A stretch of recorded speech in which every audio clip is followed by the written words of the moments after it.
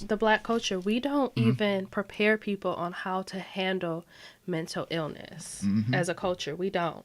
It's not taught in schools.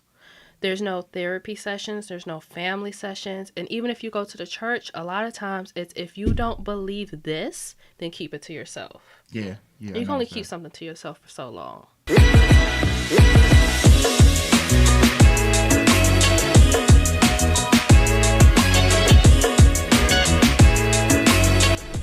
All right, it's time to get that awkward introduction in. You ready? Y'all ready? Yeah. Let's get it. Ladies and gentlemen, boys and girls, welcome back to Lavish Journey podcast. It's your host, Jay Gangster, here today. I got two special guests. You know, I got my brother Calvin in here today. What's going on, y'all? How you doing? And we got Miss Danielle in here. Hi. Hey, that's how you come on. You got to be turned like that. I love it. How y'all feeling? Good. Real good. Tired, but I'm all right. Yeah, it took you a pause to, say that. I mean, Tired. long day. Yeah. What you got going for the day?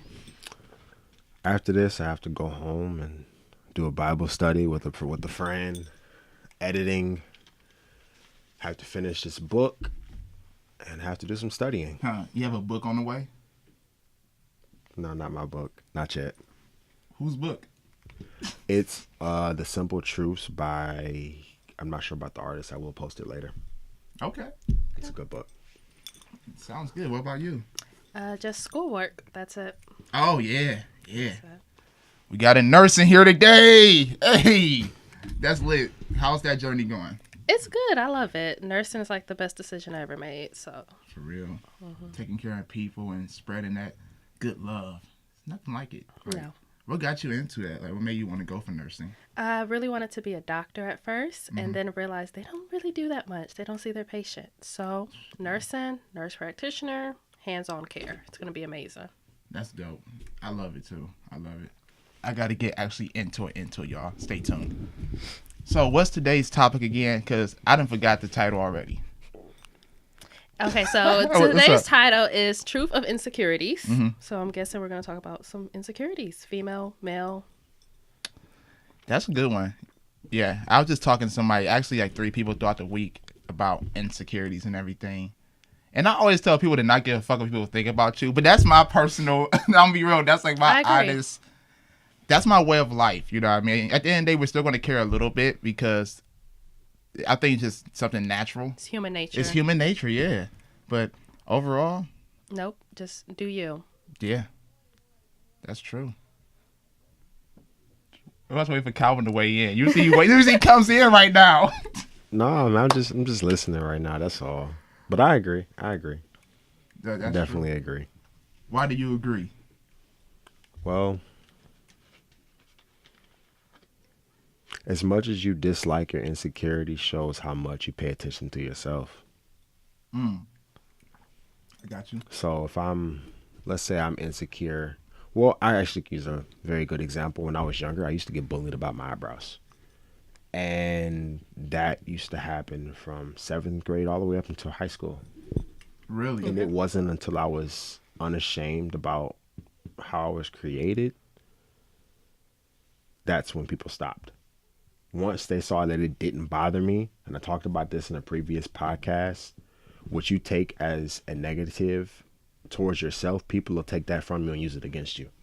That's true. That's very true. And once I started to embrace who I was, it stopped. But the reason it took longer is because of the pressure of others.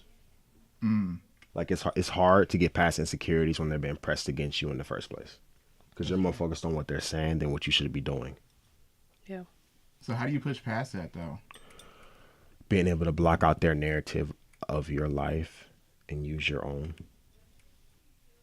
I like that. Like I firmly believe when a lot of people ask me how am I doing, I'll say good, but when they say, "Hey man, how you doing? You look good," I'm accepting of it, but in my heart, in my spirit, in my mind, I deflect it. Really?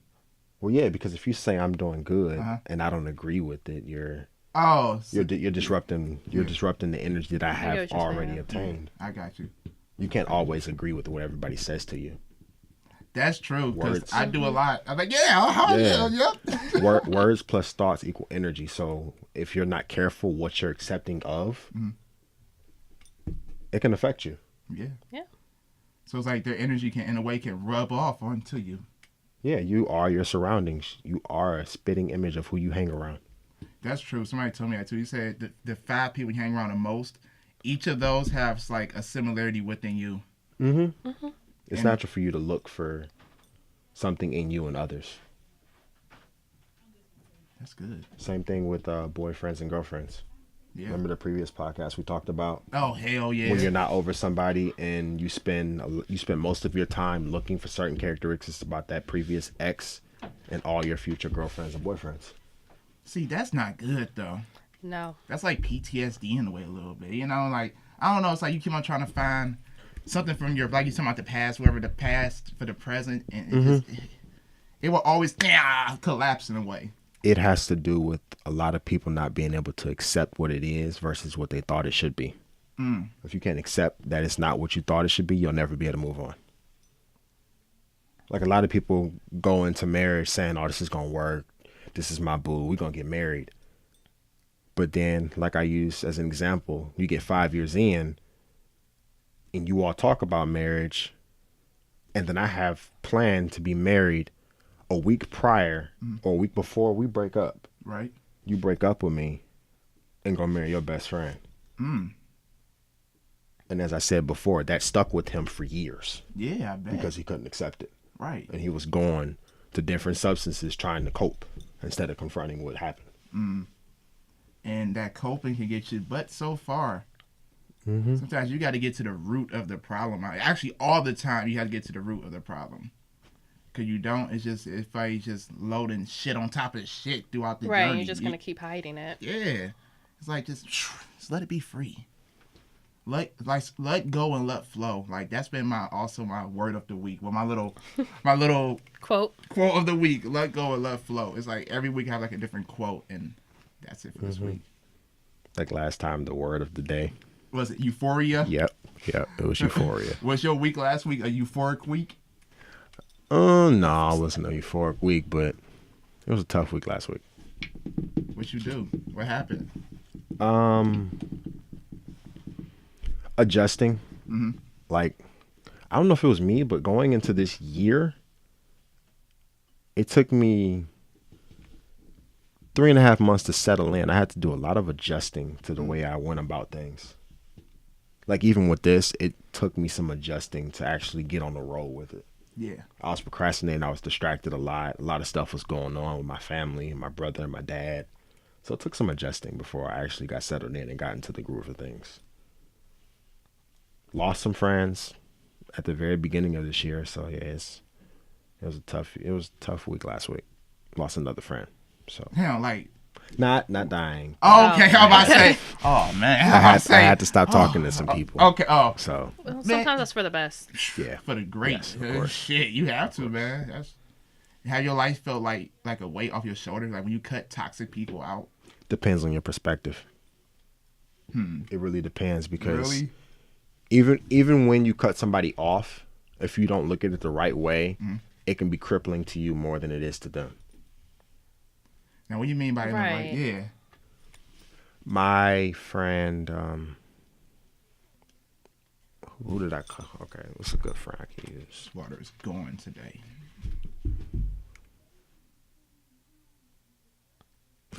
My friend Will. We used to talk all the time.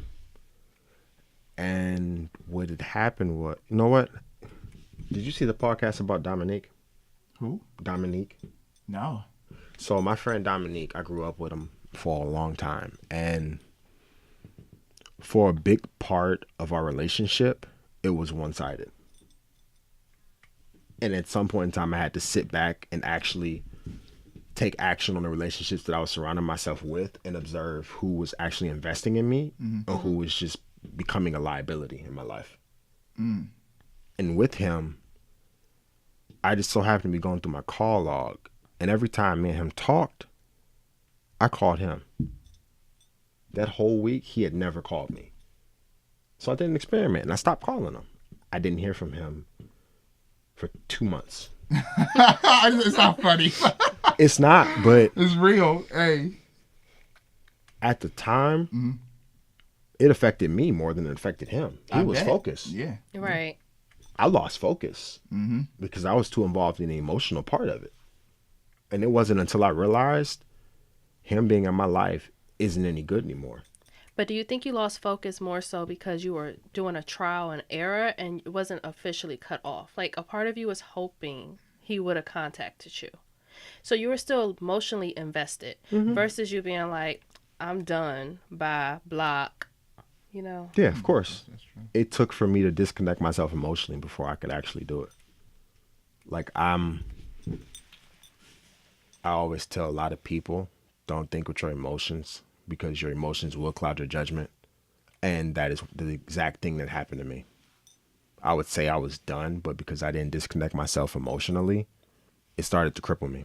Right. Like, I had to take a break from my podcast. I had to take a break from reading. I had to take a break from everything.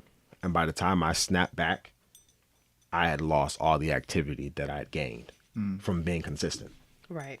I see where you're going with this now. That's real.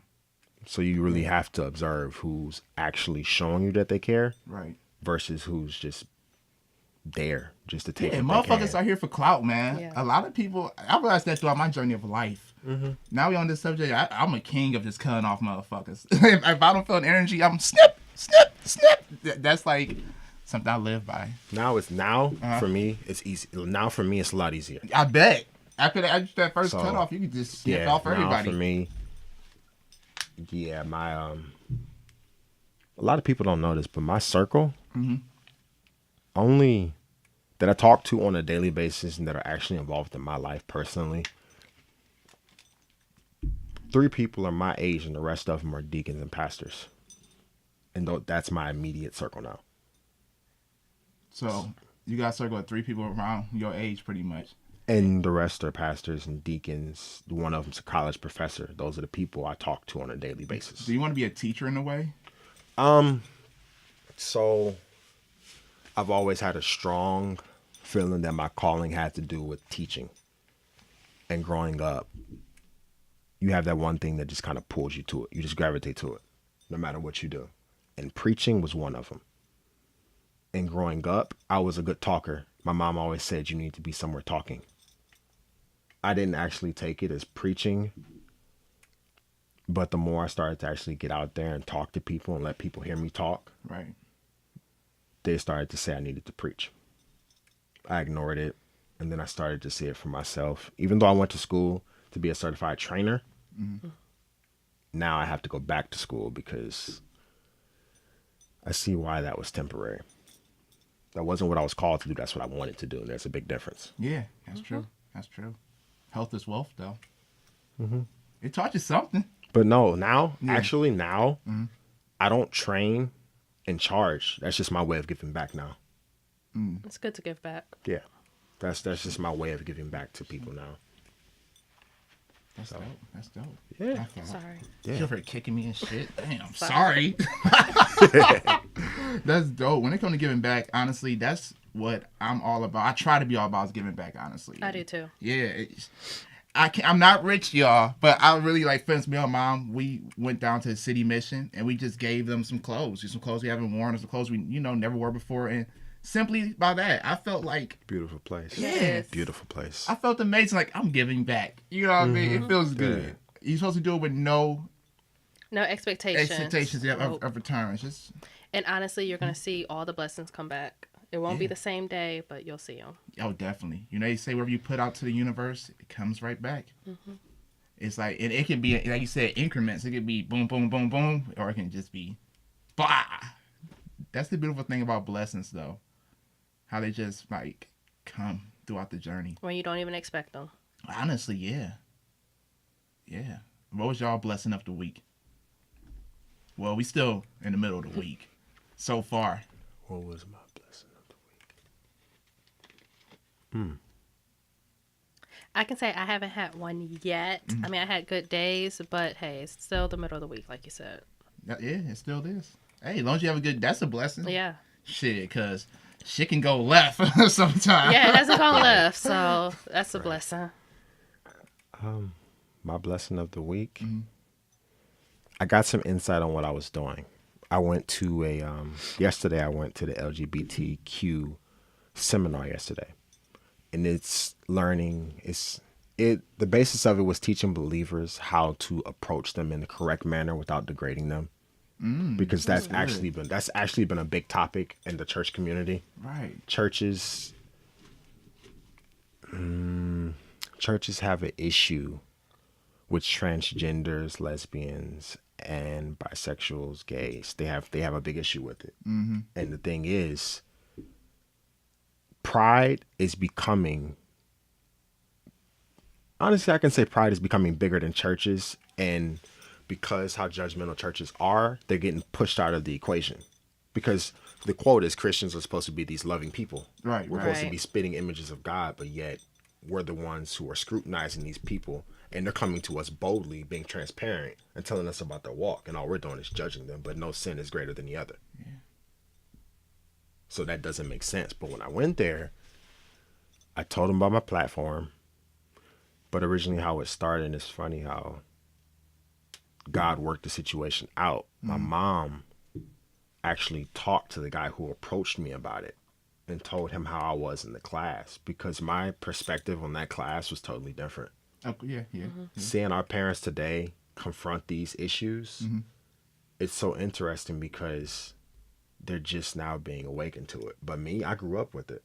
I grew up with transgenders and lesbians at my high school. Really? I've been hit on by one. I did not. So well, I've dealt with the issue already. But seeing them do it, they're so confused. They're like, we knew that it was out there, but they didn't know it was this present and it was just prevalent nowadays. So when he came up to me and he talked to me, the funny thing is, I was nervous to present it to him because I'm just starting and I'm not sure where this is going to go. I was led to do it. It's going to go somewhere. Right. And I can honestly say that I was led to do this. This didn't start, I have an inclination about something, I'm just going to go ahead and do this. No, I was actually scrolling through Facebook. And the Holy Spirit led me to start doing these videos. That's how this happened. Yeah, I peeped. One day I saw you start posting these videos out of nowhere. It was so random. Yeah. I didn't have my intentions weren't to do this. It just happened. Like the process before this, the itinerary that I showed you with all the subjects, that came from my personal training business. I didn't even plan on doing that either. So it's just like everything that I've been doing and the steps that I've been taking have been given to me. I got a question for both of y'all. Do you feel like your purpose finds you? Your purpose can haunt you. Haunt? Oh, you made it sound scary. Well, it actually does haunt you because what you're born to do, you can't outrun it. You can't. You're right. It sticks with you. You're right. Why you gotta say the word haunt, though? Right. I don't like the word haunt. Yeah, you gonna say because haunt. When something, it might have been persuades you like something else. It might have been a little too straightforward and rough.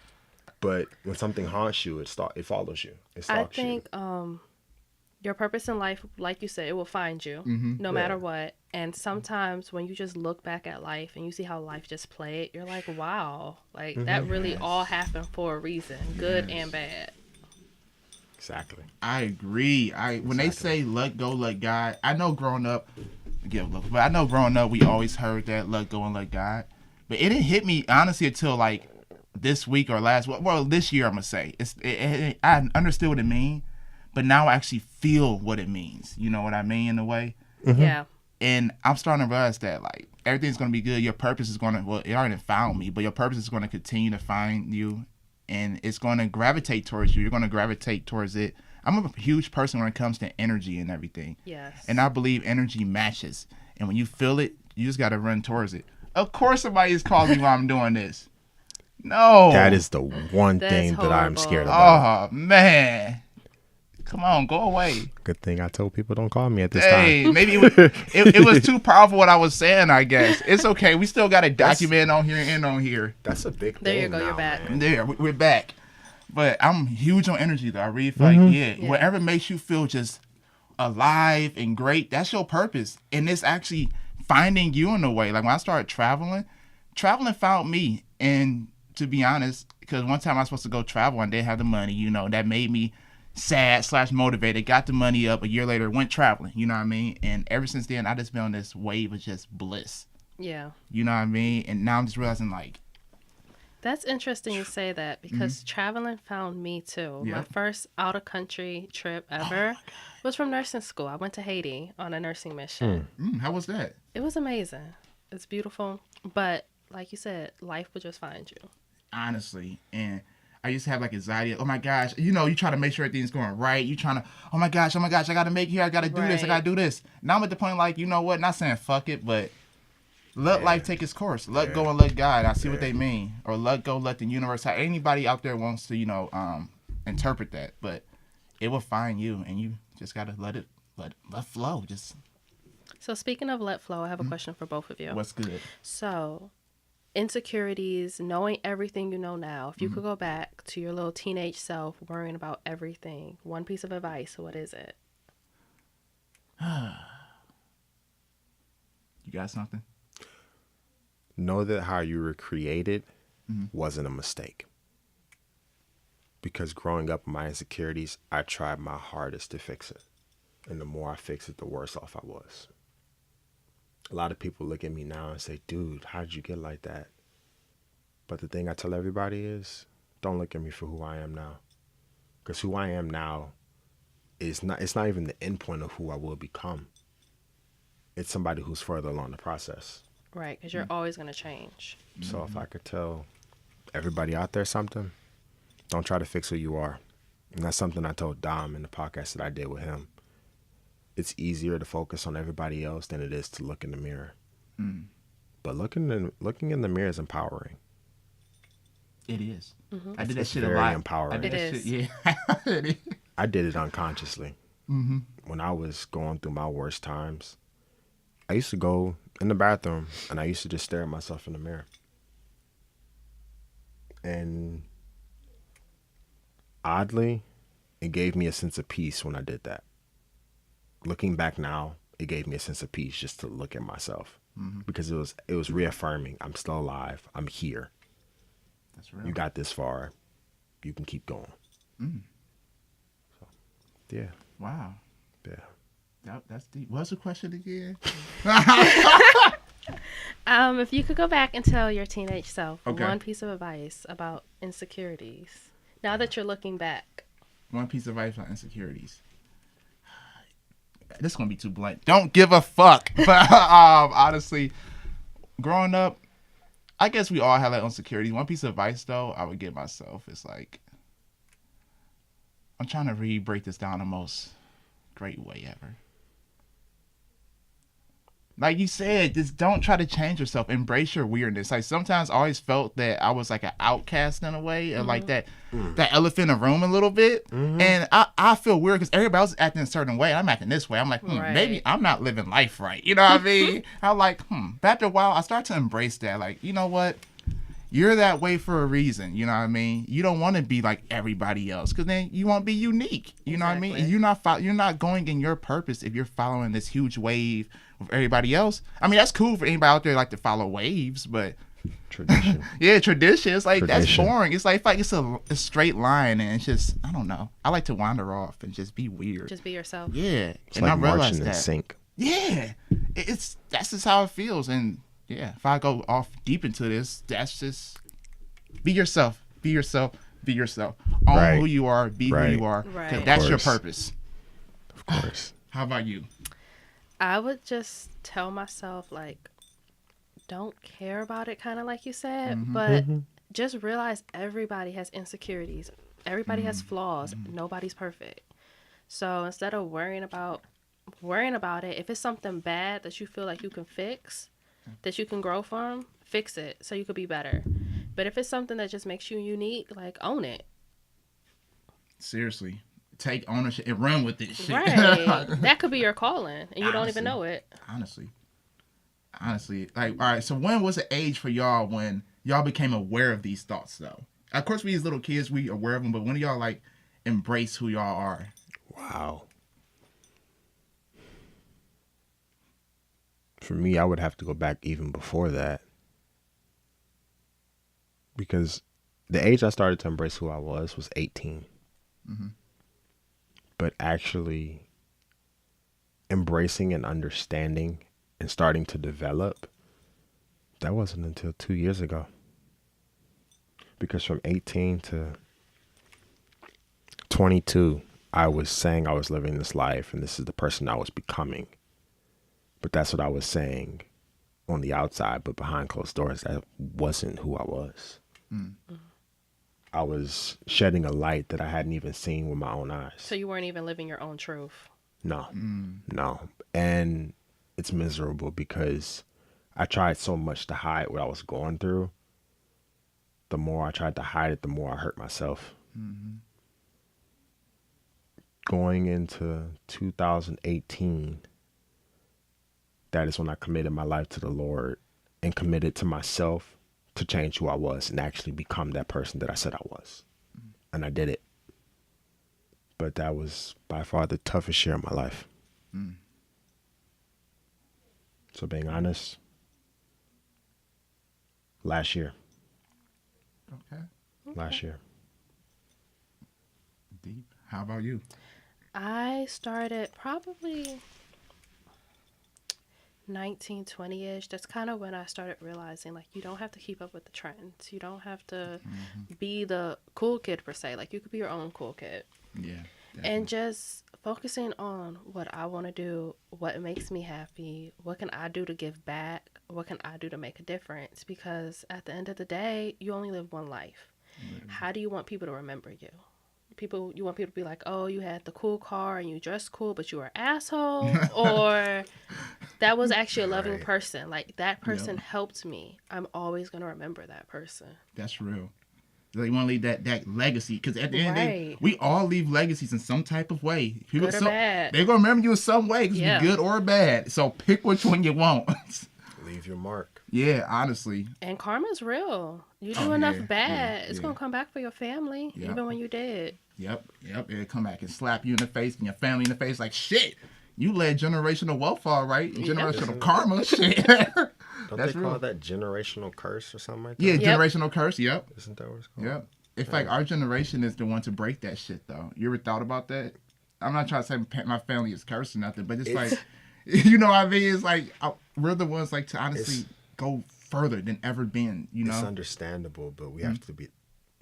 I think it's going to be hard. A lot aren't aware. It's not even being aware. Our generation is set up for failure. Yeah. It really is. Like, you have to go to school to get an okay paying job, not even a good job. You're in all this debt. Then they want you to get a house, but how when you're already in debt? It's just that is true. Set up for failure. I saw a video about the exact thing you're talking about. And it was a strong video because it didn't say much, but they had the earth and they had the sky. And when you went around, they had his bed, then they had his job, then they had his car, and then they had his bed. And it showed this guy going on a mindless cycle around and around and around.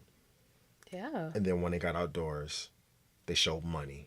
And then on the back, it was a piece of paper. They had the money signed. On the back of it, they showed, I am your God. And then on another one, they had, I have no imagination. And then there was another card that says, stay asleep. So those like three options? That was how they were describing. Oh, this okay. As a whole. Yeah. That's how they were describing us. Yeah. Yeah, that's and it's crazy because the picture was in black and white. You gotta show me this, bro. I can show you afterward. It's show me afterward. Yeah. It's on my Instagram. Somebody gotta remember because I'm gonna forget probably. I saved it because when I watched it, you know, you just have those videos and when you watch them, you can't watch them once. Right. Yeah. I watched this video maybe 4 or 5 times. And it's like the more I go back to it and I watch it, the more I realize I am one of those people. That's true. At least you realize it, though. Like, yeah, we all get these jobs and we're making money from these jobs, but it's nothing that's investing in myself. It's survival like, of the no fittest. wealth for me. Shit. But that's interesting that you said that. You said it's no wealth for you. But what if we started focusing on like wealth for our community? Mm-hmm. If we made all of us better, then we wouldn't have to worry about us individually. Right. Because you're only as strong as your weakest link. That's true. And right now, I want us all to get on that. But right now, I feel like everybody's like not against each other. They're just in a way. surviving. Surviving, yeah. They are. Yeah, I mean, do what y'all gotta do. I ain't judging nobody out there. Because, I went to school, I got hella depth too, all that. Me too. But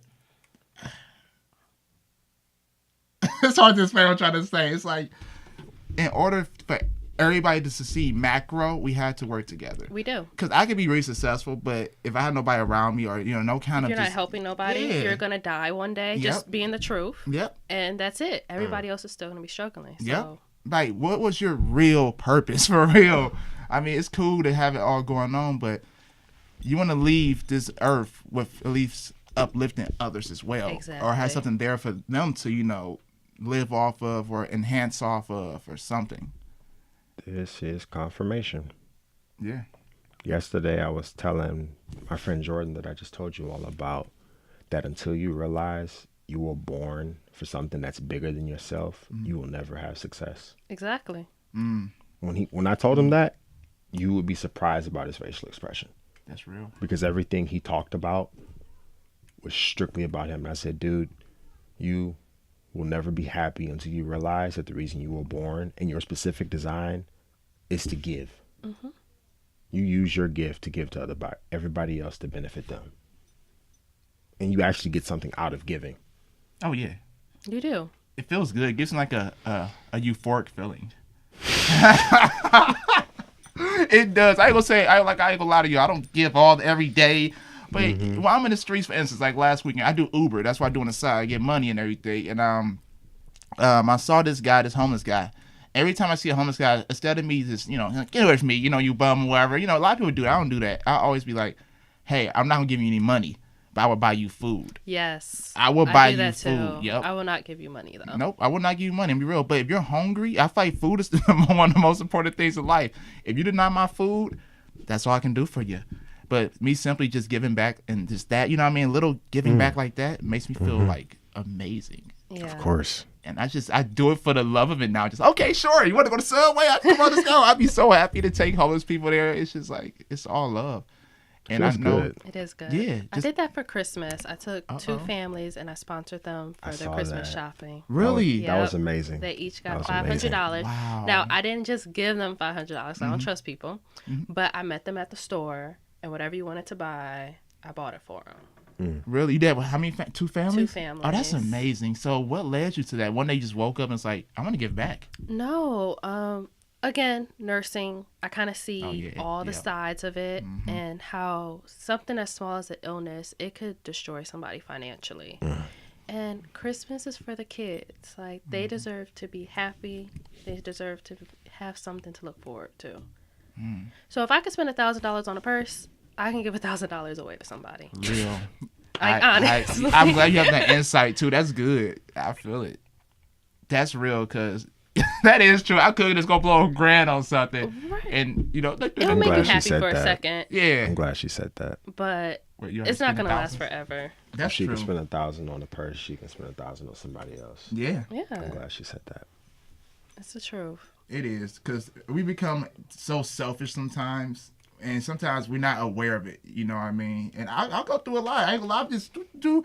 I don't be getting the fuck sometimes. Like, whatever. You know what I mean? Hey, long as you're I'm taken human. care of. Yeah, I'm human. So, but the older I get, the more I become aware of it. Definitely, like you said, being in nursing, that opened my eyes up to such another level. Shit. And I'm telling you, does. when I started nursing school, that's when I started this journey of becoming like really self-aware, like to a deeper level. I was just talking to him about self-awareness, actually. What y'all talking The about? phone call. So I was actually saying how, like, in my meetings, I force people to become self-aware and like find your flaws. Because everybody's so quick to point out like you're lazy, you're impatient, you got a funky attitude, but what about yourself? Mirror. Look Exactly. Yep. Like, what about yourself? You're probably just as impatient. You don't even know it. But because you're so perfect in your head, you're just passing all this negative energy around. That's true. And I personally deal with that myself too. Like I just be I'm human. I used to judge other people, but I didn't look at myself in the mirror. Like, bro, your shit stank too. You know? And when you start becoming aware of that, it's like it feels good. It does. It feels good. It sucks sometimes too, though. Don't lie. It sucks. It does suck. Like when you catch yourself in the moment. Yeah. Like, you being an asshole, Justin. You said you wasn't going to do that no more. But, hey, my excuse is that I'm only human. I'm still learning, though. We're all still learning. That's true, though. What about you? you don't have some flaws. I'm just listening. But, I don't have any flaws. Everybody does. No, it's not that. Pointing a finger to me is addicting, because the longer you point the finger, they always have that saying that when you're talking about somebody else, you're really talking about yourself. What you're saying about somebody else, you're really saying about yourself. And when you point the finger to everybody else, and I said this to Justin, but the more you point the finger to other people, the more empty you are on the inside.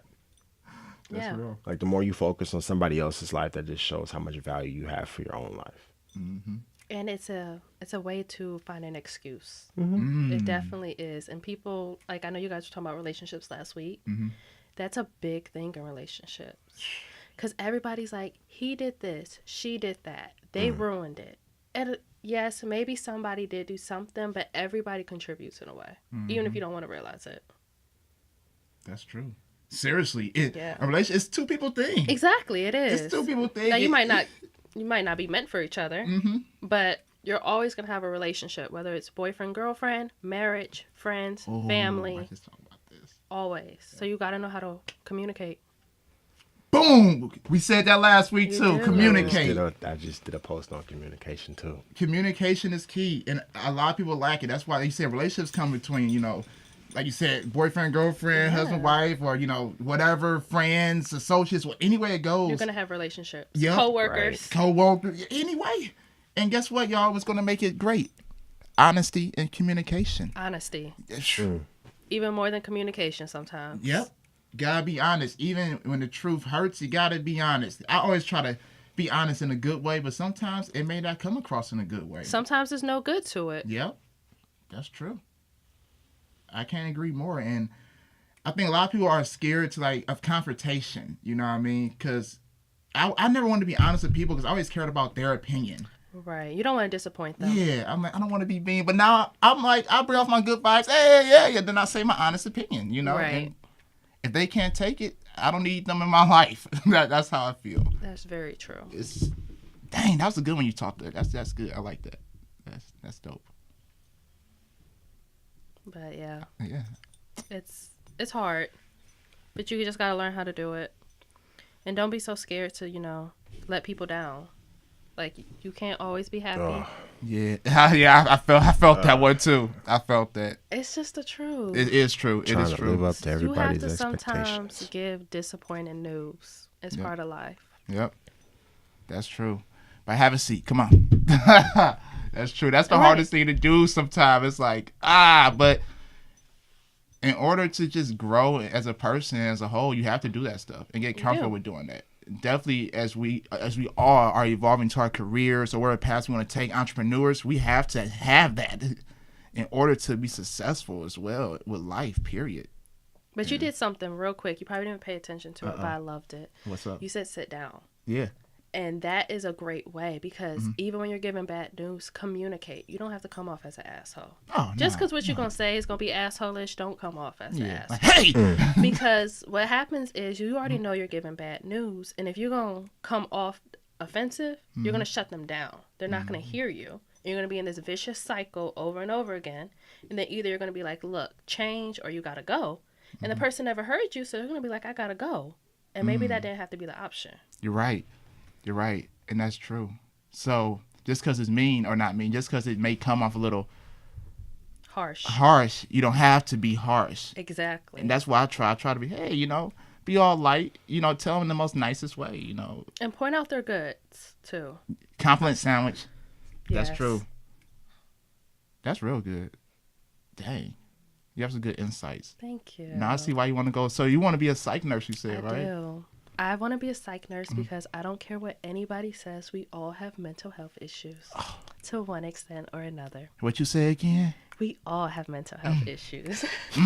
We do. We do. We do. You might not be bipolar. You might not be a schizo. But you got something going on that's making it harder for you mentally. Yep.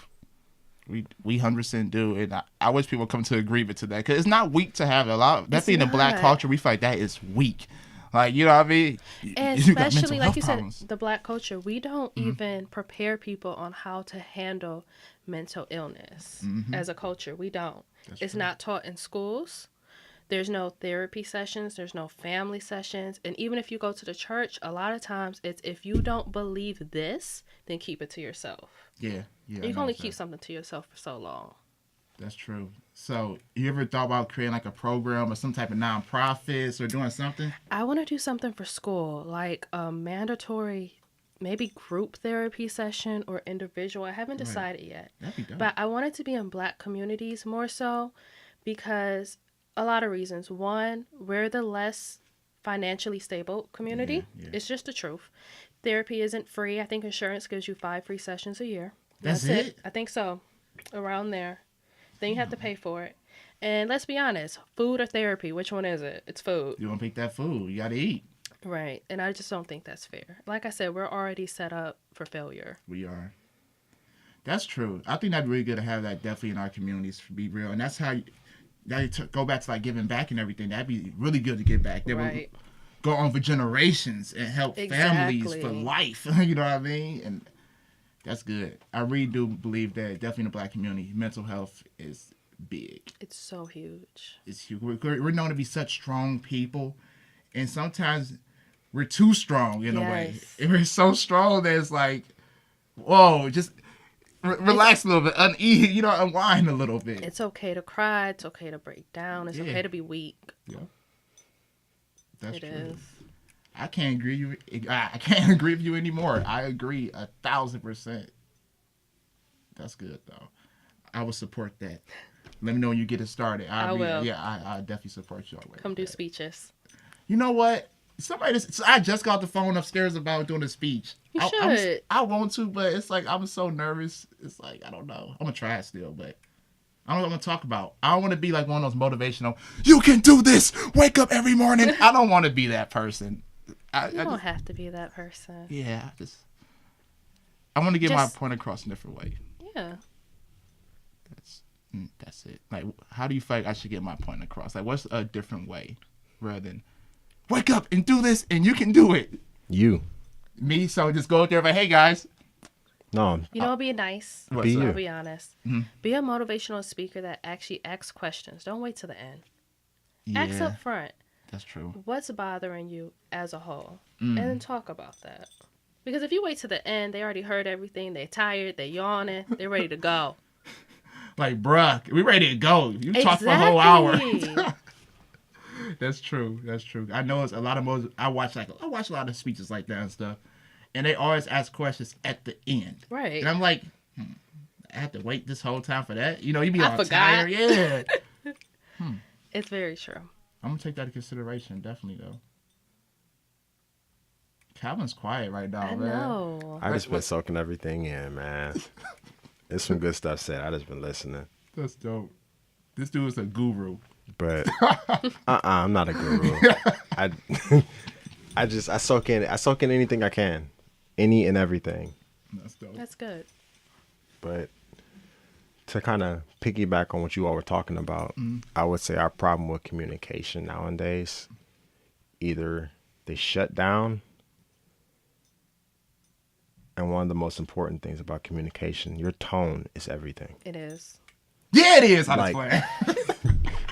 Nobody has any regards for their tone of deliverance. No. In their message. Yeah. And they don't care how it comes off. I think it's so popularized to be like a savage. Like, come off harsh. Oh my God. Come off rude. I don't like people like that. I don't either, but that's kind of how it is. Like, I'm going to say what I got to say. That's just a mask, though. That's a what? It's a mask. Oh, it is a mask. It is a mask. It's a mask.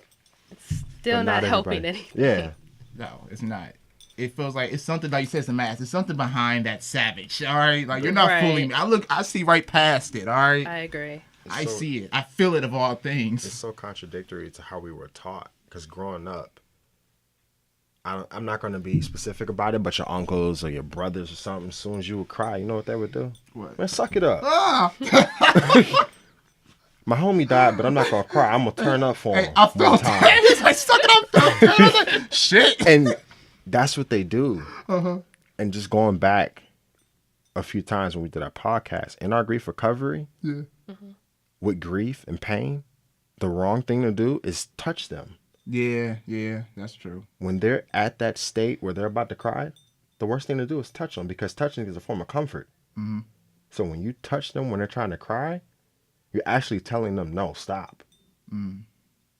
And in grief recovery, the best way to confront somebody at a funeral when they're crying isn't to run up to them and touch them. Right. The best thing to do is reach your arms out. Because when you touch some people, let me do this. Some people, Some people don't want to be touched. Yeah. But if you reach your arms out, it's welcoming. It's saying, I know you're going through a hard time, but I'm offering you a hug. If you say no, just sit by him. But you don't have to talk. I learned that through school. Therapeutic touch and communication. Yeah. And silence. Hey. Yep. Silence is so helpful. I never thought about that. That is true, though. Now, why do you feel that growing up, the generation before is just to do that, though? Like, toughen up, or, stop being soft, stop crying. Why, though? Because for guys growing up, honestly, it's just what was handed down. Men were taught to be tough. Mm-hmm. Growing up as a man, they think, okay, I'm the man of the household. I got to be the tough one of the household. Yeah. But in the Bible, it says God's grace is sufficient in our weakness. So, and honestly, I believe that you are who you're supposed to be when you allow yourself to operate in a humble state at your weakest. Now, can you elaborate a little more on that? So, me, what I like to do, sometimes I can get a hot head and sometimes I can get overconfident. But the main thing that I like to do, for example, when I strained my quadricep, and I just told you this, it taught me so much because I'm a very independent guy and I have a lot of things to do and I'm constantly moving. Mm-hmm. But when I injured myself, it taught me patience. It made me swallow my pride in so many ways because I couldn't do things for myself. Right. So it actually put me in a position where I had to accept others' help. And it put me in a position to where I looked in the mirror and I realized who I was injured. And in that time frame, I was able to think. And I loved it. That's good. My attitude, the way I carried myself, I wasn't as hard. And I really didn't walk around with my chest poked out. Like, I still walk straight up. Yeah. But now looking back before, the way I walked was so arrogant. But it took for me to get injured to really look at it. Mm-hmm. So when I say function at your weakest, your demeanor is how welcoming you are. When you're in a certain environment, certain people get uncomfortable. And your posture tells you everything. Some people are easier to walk up to. Some people, when you look at them, it's not so welcoming. You don't want to be around them. Some people, they sit like this. And they'll look around and they'll have a straight face. Some people are easygoing. Yeah. Are you good, bro? I used to be like that. Really? Because I was uncomfortable around big crowds. Yeah, I feel it though. I understand. I'm just now learning how to loosen up around a lot of people. Mm-hmm. But that takes time. Oh, a shit ton of time and a lot of experience too. Yeah, it's a learned behavior. Mm-hmm. I didn't go out much. It's not until I got older to where I started going out. How does it feel now? Now, I wish I would have did it a long time ago. Because me secluding myself from everybody, it actually put me in a position where I was at a disadvantage in my own life. Socially? Yes. Because now, I've always been good at talking to people. I can go up to a random person, start a conversation, and be fine. But when it comes to big crowds, and this is why I told you when I'm in a big crowd, I have to shift to autopilot. What I mean by that is I have to allow the Holy Spirit to lead me. Because of my own ability, I'll go in a corner and I'll sit there. Yeah. And I've done it. My brother invited me up to Kent State for Little Sibs Week. It took for me to drink so I could loosen up and actually talk to people. It works, man. I do it. And when I did that, it made me realize, okay, I need to get out more. Yeah. Because me sitting back in isolation, and one thing that I read up on, solitude is addicting. Because it's mentally telling yourself, I have peace when I'm alone, and being around people is draining my energy. That's the difference between introverts and extroverts. So I'm outgoing, and the people who don't talk and they're more, I don't want to say standoffish, but they're more silent. After being around a big crowd, they have to go back and be alone just to recharge. Right. I used to be like that. And it's not until you actually get out there and actually start to try to communicate with people and talk and get into environments that you're not comfortable with, Right. that you can develop that trait. That's true. I had a little bit of that too. I feel it. So I don't blame you. yeah, functioning at your weakest state is operating in who you're supposed to be. And that's after you face all your pain and all the bottled up emotions that you have. Even after all that said, being and done, that's who you will be at the end. 100%. But learning how to do that is hardest. Oh, it's a challenge. It is. But those challenges will make you great. That's where you get your greatness from. But the shit is easy. I mean, whatever. But when you go through those challenges like that, such to be around crowds and all this type of stuff that you've never done before that makes you kind of like vulnerable, when you go past that, it feels amazing, honestly. Like being in front of this camera right now. Like 5 years ago, I wouldn't dare get right here in front of this camera. Please, you couldn't pay me. Get in front of the camera. And multiple cameras? I would be sweating, shaking. Oh my goodness. But you know what? That's the beauty of the journey, though. As we go on through this journey, we find out things about ourselves that we never expected. And that's the greatest things about it. And that's what makes me want to just keep finding out more about life, you know? Strive for more. Do you ever watch the videos afterward?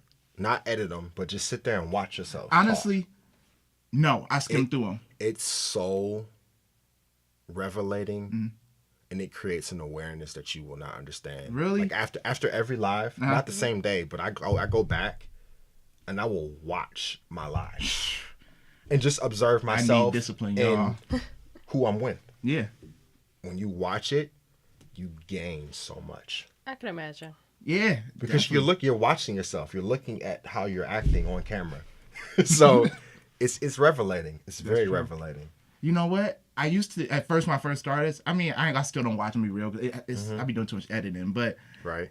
And when I first started, the reason why I didn't want to rewatch my podcast, because I was still at that point, I was still a little judging myself a little bit. And I don't want to go back and watch it and be like, ooh, I look weird doing that. You know what I mean? I don't know. See, now. But going back. Now I don't give a shit. I'll go back and watch it. Going but I'm back, lazy. And when I first started, I did that a lot. Yeah. Like I was scared to go back. So like, man, I might sound stupid. Uh-huh. But when I go back and I watch it and I listen to it, I'm like, wow. I'm going crazy over nothing. Mm-hmm. Dude, you got to do it. I'm going to do it. You got to do it. I ain't going to do it. I do it. I don't know when. I'll be real. Because I be having so much shit to edit that I honestly don't have time to watch my own content, y'all. And that is terrible. But yeah, I'm going to do it, though. Well. Just pick one day out the week. Yeah. You know, that sounds good. One day out the week, watch one piece of content. Doesn't matter. Just pick a time. Huh? Oh, somebody just asked me to do a live. Oh, that's good. Yeah. So people hit you up and they ask to do lives with you? Yeah. That's dope. That's dope. It's gotten to a point now I'm learning my audience and I'm learning what they react to. That's good. That's good. And I'm trying to push it because I didn't know this. I'm just figuring it out. But on Facebook, correct me if I'm wrong, once you get to 100 likes on like your independent page, they actually teach you about your audience. Same. They do. Yeah, they do. Yep. I didn't know that. I just saw that. When I first saw it, it was kind of pulled my attention and distracted me because I was so focused on it. But now it's just like whenever it happens, it'll happen. It's like they help you market it in a way. Yeah. You know, like how you say Instagram, I gave you credits and stuff to post your videos. It's like those are signs, I man. appreciate that, man. Because if it wasn't for you to tell me that day, I wouldn't. You still be using them? Yes. Man, hey, take advantage of that. They do them. They actually do those for Facebook for me too. I didn't know that. Yeah. Facebook, Instagram, I need y'all to hit me up. I'm tired of spending my regular money on this. So yeah, like Facebook just did $30. That's dope, good. man. The one video that I posted about, and I was just talking a little bit about what I was doing. Right.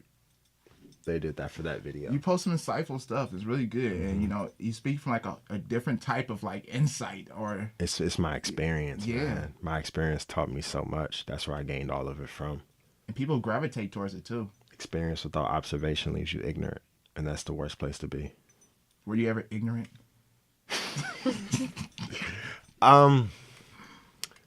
We all were ignorant at one point, but for me, yes. I was ignorant when I was just complaining and wallowing in self-pity. I was ignorant because I was more so focused on feeling sorry for myself. Like I could not understand why I was going through everything that I went through.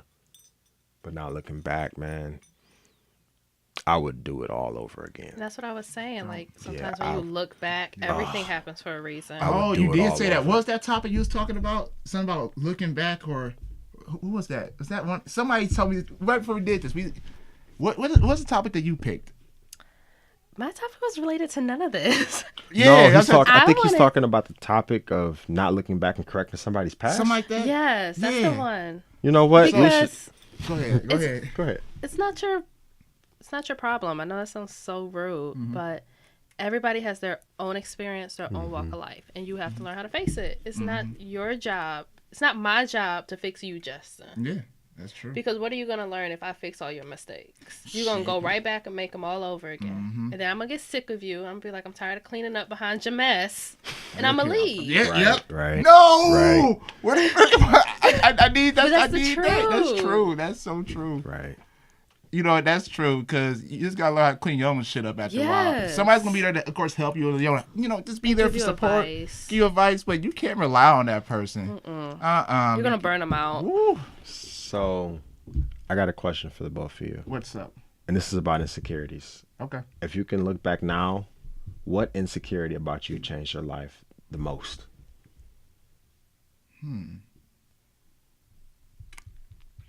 Ladies first.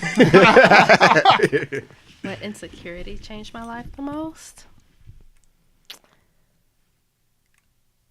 I would just have to say, I guess trying to fit in. I think we all kind of went through that phase where you just want to fit in. You want to be like your best friend. You want to be like other people. And the second I realized, like, that's just not me. I'm me, and this is how I am. I realized everything just fell into place. I found the career I wanted to do. I found friends who were just as weird as me, and we have the best time ever. Like, seriously. So Life good. just got better once I stopped trying to be like everybody else. Ain't that crazy, though, how it's just... It's literally just snap of a finger, though. Right. You know what I mean? But yeah, that's true. Yeah, same thing she said. No, for real though, yeah. When you you're just growing up, you're trying to, like I said earlier, you see yourself over here, colorful, however, and you see everybody else over here, and you're like, I should be like them. And then it's like, no, just be yourself. I don't know. It's just, yeah. We got a good one on here. What's up? We got jealousy. Jealousy. That's what somebody Jealousy. put. We I got dealt with that jealousy. a lot. That's a good one. powerful one. Jealousy can be Jealousy can kill you. crippling and just that can destroy you. It can. That can take a toll. But you know what? And again, looking back at stuff, this is so funny. And I'm pretty sure we can all relate. But imagine the people you used to be jealous about, the people you used to try to fit in with, and now that you're doing yourself. Wow. Yeah. Look at how much better you are than them. And I don't mean that bragging. I feel but it. You got your place in life. You know what you're trying to do in life, and they're still trying to fit in. Mm-hmm. And you look back and you're like, what was I thinking? Exactly. That's true. Like you said, I hate not trying to, Right, brag and boast of brag. myself, but hey, I got to go on. I'm gonna claim that. I'm claiming that. I don't care, y'all, but that's true. Like the people they just try to fit in with, you know what I mean? I want to be like they're cool, you know what I mean? And now they're bums. Yeah, and now I look like from a distance. I'm like, hello over there. You know what I mean? It's all love, though. It is. I don't mean that rudely, but it's real. And those are the people that I honestly find trying to reconnect with me and hang out. I do too. The people I tried to fit in with. Y'all notice that too? Yes. They are the people that are reaching out saying, hey, man, what's up? I ain't talked to you in a while. And I'm like, we have nothing to talk about. And not rudely. Yeah, and it's like, dude, we didn't talk. What do you want? Like, and I try not to be disrespectful about it. Right. Because it's just like... You try to be humble about it. Yeah. A lot of the people that I tried to fit in with, and I say this with so much sincerity, they're worse off than I am now. Yes. Mm-hmm. I'm doing a lot better. Because every time I see them, they say, man, your car is crazy. I'm like, dude, it's just a car. Your car is nice, though. But I get you. They're still how they used to be. Mm-hmm. The material things are their world. Mm-hmm. It is. And when I ask them what they're doing, hanging in there.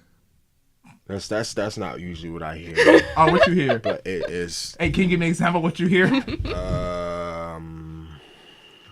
Drugs, misinterpreting manhood, stuff like that. I'm speaking in code, but I know, I get you. it was just a bunch of disrespectful comments. That's real. But to answer my own question about what insecurity changed my life the most, accepting that IEP wasn't a bad thing. Growing up and I had an IEP, it embarrassed me so much.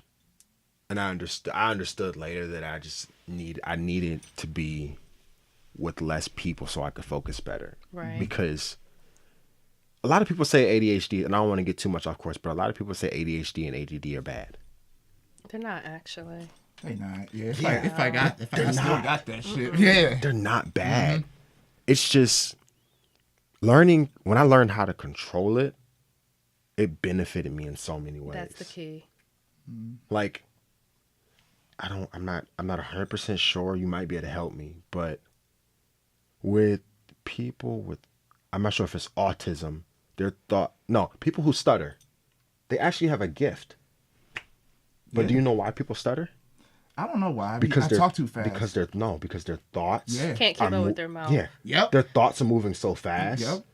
And my friend Dominique that I did a post with, I was like, dude, if you can learn to manage that, that is a huge gift. Even people with autism, I admire those people so much because they know how to embrace the little achievements that we work so hard to find out. Oh, you got it. You just brought it. Kidding about me. Them too. That's what you get for it. No. That'd be heartbreaking. But so, speaking of gifts, right? So ADHD, do you know what that gift is? What do you mean? ADHD, it has a gift too. What is it? Multitasking.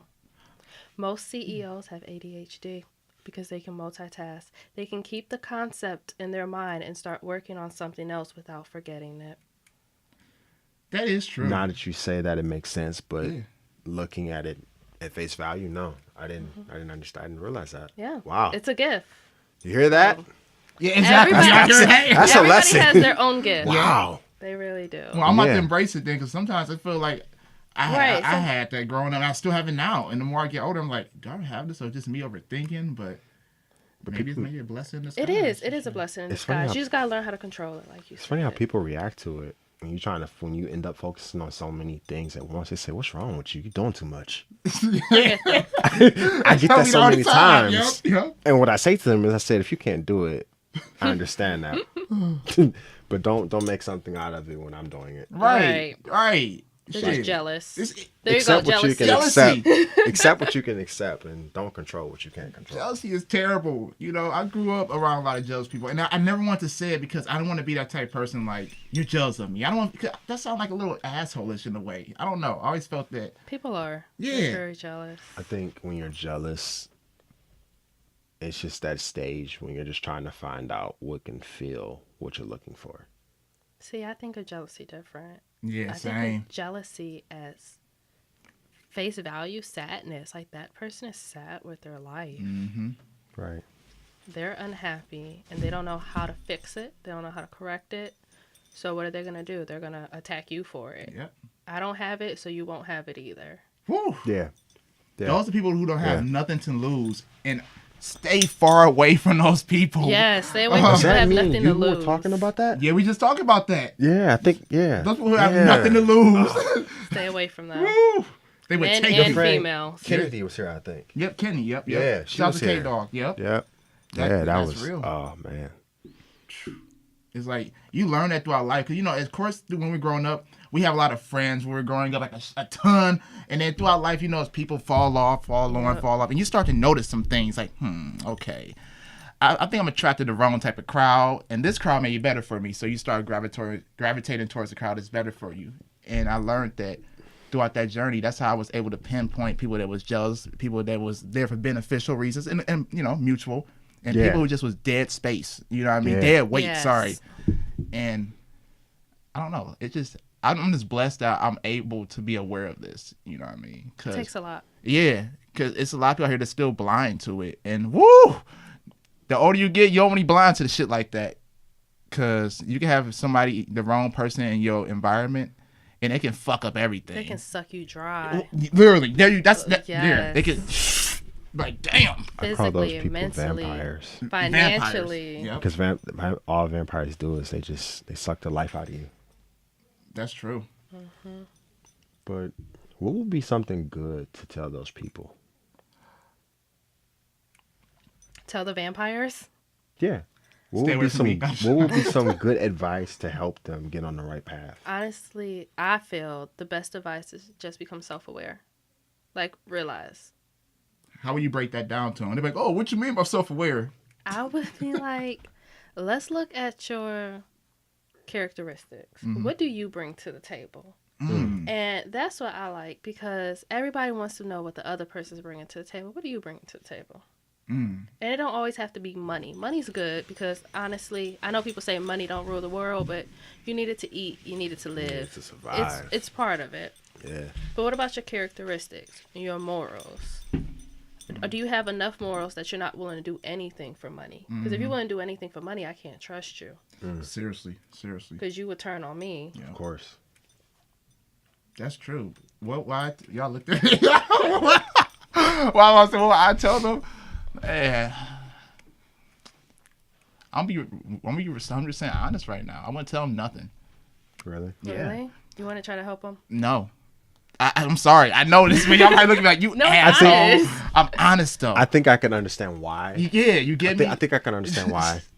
Just right now in my life, I know I'm gonna go, like I said, psych nurse and all that, but that's that's You'll get it. Yeah, I get it. But right now, nothing. If you don't get the hint, because I thought nothing but good energy. I'm not perfect, obviously, but Right. I try my hardest to thought nothing but good energy. And then for you to even be jealous of that, or not like that, or just want to betray me, it's like I'm not giving you no advice. All right, my advice is I cut you off. Think about it on your own. You know what changed my view? Because I used to be just like that.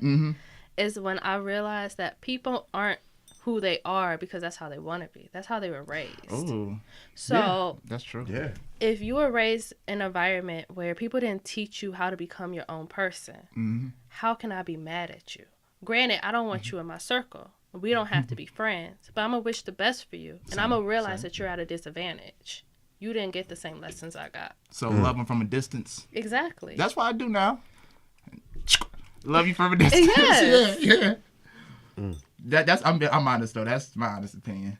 What about you? Don't allow complacency to rule your life. Don't get comfortable with doing that. Because I've faced people like that. And this goes back to when I actually was growing into myself. I faced people who would do everything they could to suck the life out of you. I deal with it now at my job. No, There's this guy, he gets off on seeing people grovel. Seeing people what? Grovel. Like, you gotta lie to me on this word. I'm being honest. What is that like? In a simple way, toss and turn. Okay. All right. Getting upset. He gets off on it. Okay. Like and this is all honesty. He came up to me. He said, yeah, I'm going to wait until Nick gets back so I can pick with him so he can hate me more. Is that funny? And as he's saying it, I'm just like, and I know he's a toxic person because when he's saying it, it's disrupting my spirit. It's not like jokingly. Like he kind of he was serious. He's like, I'm going to get him. And when you react, he laughs at you. Really? So he's bold about it. He's an asshole. Like me and my former employee Will, that actually got a new job once we got fired. So it's a long story. Yeah. But he's proud of this. He was a self-proclaimed complainer, and he's proud of it. He knows he's a complainer, and he finds nothing wrong with it. Like when he walks in, and it's bad because when he walks in and he starts doing this job, I understand talking to yourself to a certain extent. And I actually did some research on talking to yourself. It actually heightens your intelligence level. I talk to myself a lot, yeah. I used to talk to myself on the mound, pitching. But when he goes over, I can use this room. Like over there would be the meter. And then there's the casing, and then there's the organizing shelf. And then there's tables going down the middle of the lane. Okay. Because we're a hub now. So 3 companies combined in one building. This guy goes over there. I don't know if he knows, but he's having full conversations, cussing, throwing envelopes, and slamming things on the ground. Saying, F this, that can't do nothing to me, I'll whoop. He need his ass beat. And he does That's it. the mean part. He does it so often, I don't even think he knows he does it anymore. You ever call him out? Yeah, like, what's wrong with you? Let me, what you talking about? What he say to you? What you talking about? Oh, that's all he said? Yeah. Be careful. He might think he talking to some people. That's what I'm saying. And I asked him one time, I was like, dude, what's wrong with you? He said, I didn't take my meds this morning. Oh, okay. He said it once. Don't pick on him. Oh, yeah. He said it once. And then I asked him again. And he said nothing. Then I asked him again. And these were different times. And this is how I know he's dangerous, because you cannot tell when he's lying and when he's telling the truth. Maybe he doesn't know. A pathological liar. Yeah, I mean, some Like, people believe their own lies. Yeah, Oh my God. You cannot, you don't know when he's telling the truth. And now when he talks to me, he can be dead serious. And when I'm looking at him, I'll just start laughing. And he'll be like, dude, what's wrong with you? I'm like, dude, I don't know who you are. I can't take you serious. I don't know when you're serious and when you're playing. I came across a lot of those people in my life. It is, oh my I came goodness. across a lot of, and I'll just be like, what? But you know, I'm a positive person. I know. I went through an encounter with him. And we were talking. I don't remember the basis we were talking about. No, he asked me what was wrong. I said, nothing, man. It's just one of those days. He said, you sound like you miserable. I said, no, I don't have nothing to be miserable about. He said that? Yeah. I was like, any bad time that I go through, it doesn't last that long. Right. I bounce back. And he was like, oh, what's that supposed to mean? I said, even when I come here, all I hear is personal problems. Like, leave your personal stuff at home. When you come to this job, leave it at home. You don't like your job, do something about it. And I'm blessed to love my job, but I don't want to get comfortable at my job. Like, now I'm looking for another job because I don't want to get comfortable there. And that's blinding too, because when you go to certain jobs and it's good to develop those relationships with your employees, and you actually develop a close relationship, but you cannot let that cripple you and enable you to move on. Be stuck at a job. Right. Be stuck. Just because you're comfortable. Yeah, I love it here. Yeah. I love my boss Yeah. to the fullest. He's a nice guy, and I can tell he's been through a lot because he plays this tough role. And he's like, Oh, yeah, she made a good comment. She said self-awareness is very hard for people who fight reality. Okay. It is. But long story short, he acts hard. He cusses a lot. He acts like he doesn't care. But one day I was just observing him. And I pulled him aside. I said, Nick, can I talk to you for a second? And the first thing I asked him, and I've never seen anybody tear up this fast in my life, I said, why do you act so hard? You are a gentle and kind-hearted man. His response blew me away. Mm-hmm. He was like, because God has done so much for me, and I've wasted it. That was his response. And I was like, well, you know it's not too late to fix it. Never too late. He was like, yeah, I know, but I've done so much, and he's given me so many chances. And I told him to look up Romans 3:23. Mm-hmm. He did. And I encourage him every once in a while. It's like he's trying to get out, but he's so focused on the wrong he's done. Mm-hmm. He doesn't even feel he can do right. Maybe he needs to correct his wrongs. Yeah, I was about to say that, yeah. Yeah. I pray for him. I hope he can. And how old is this person? What age range is he?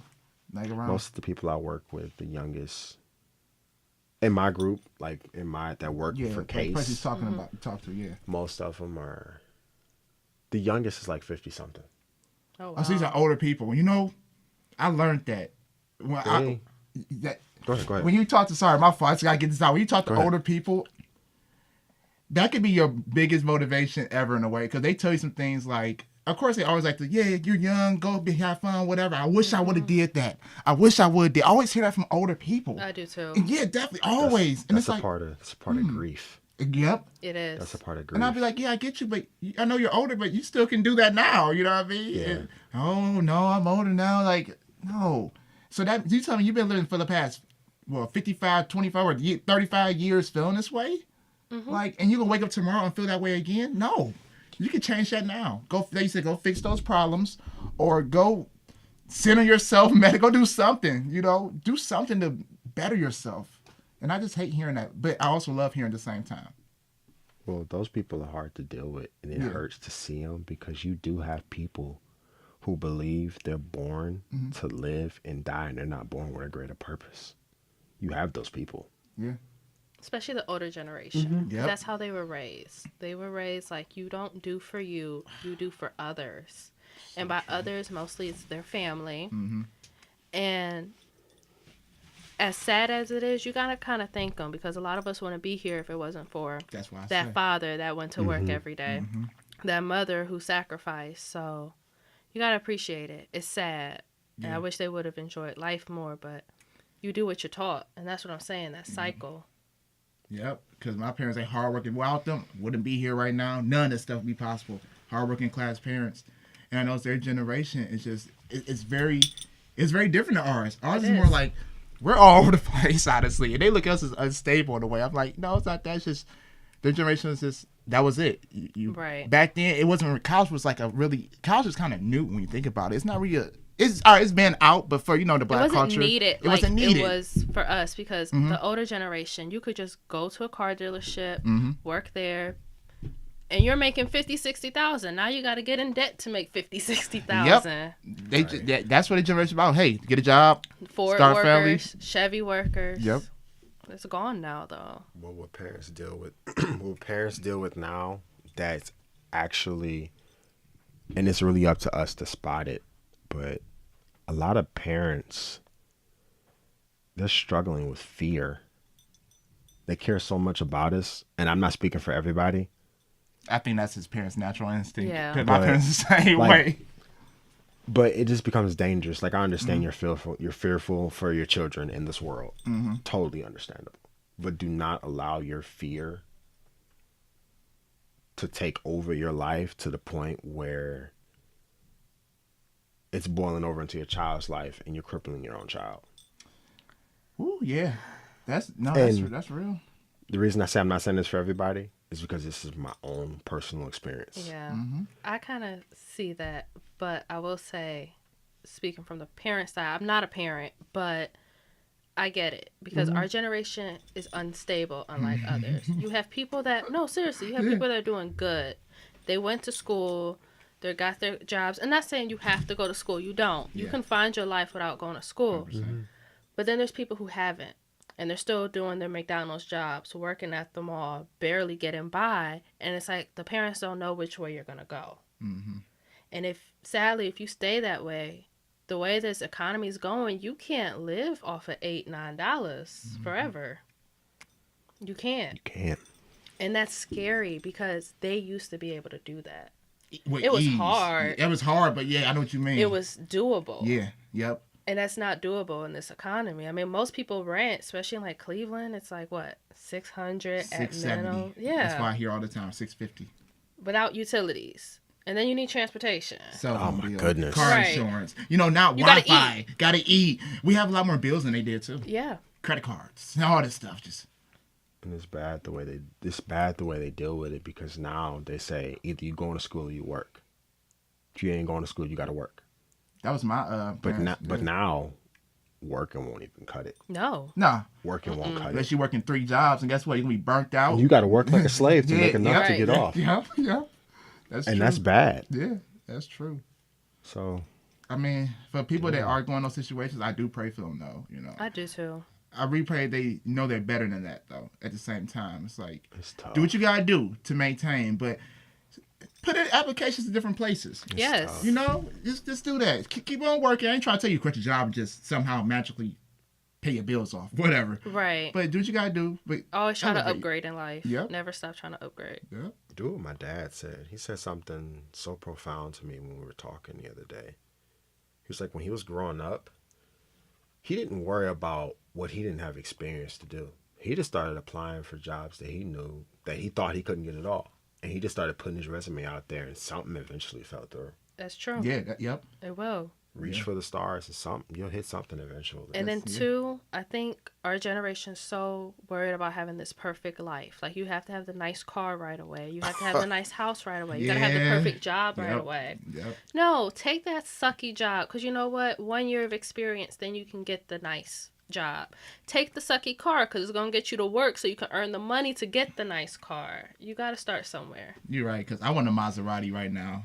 I ain't gonna lie. But like you said, it's steps though. It was Everybody steps. has like, that though. Yeah. I had a car that I bought with my little serving job when I was in nursing school. And then when I graduated, I said I worked hard, I got a nursing job, and I got my dream car. I got me an Infinity. Ooh. But I worked for it. Yeah, I feel it. It's levels to it. Right. I didn't just go out, get a loan in nursing school, trying to do nursing school and pay this car note. I would have failed out of nursing school, or my car would have got depoted. I'm glad you're talking about that too. A lot of people do that. Yes. They see it's good for nice things, but they just try to jump into it, knowing they can barely get this big loan or whatever, or and they fail. Car note, and they just boom, and you see the truck pulling up, coming to get that car. Yes, they fail.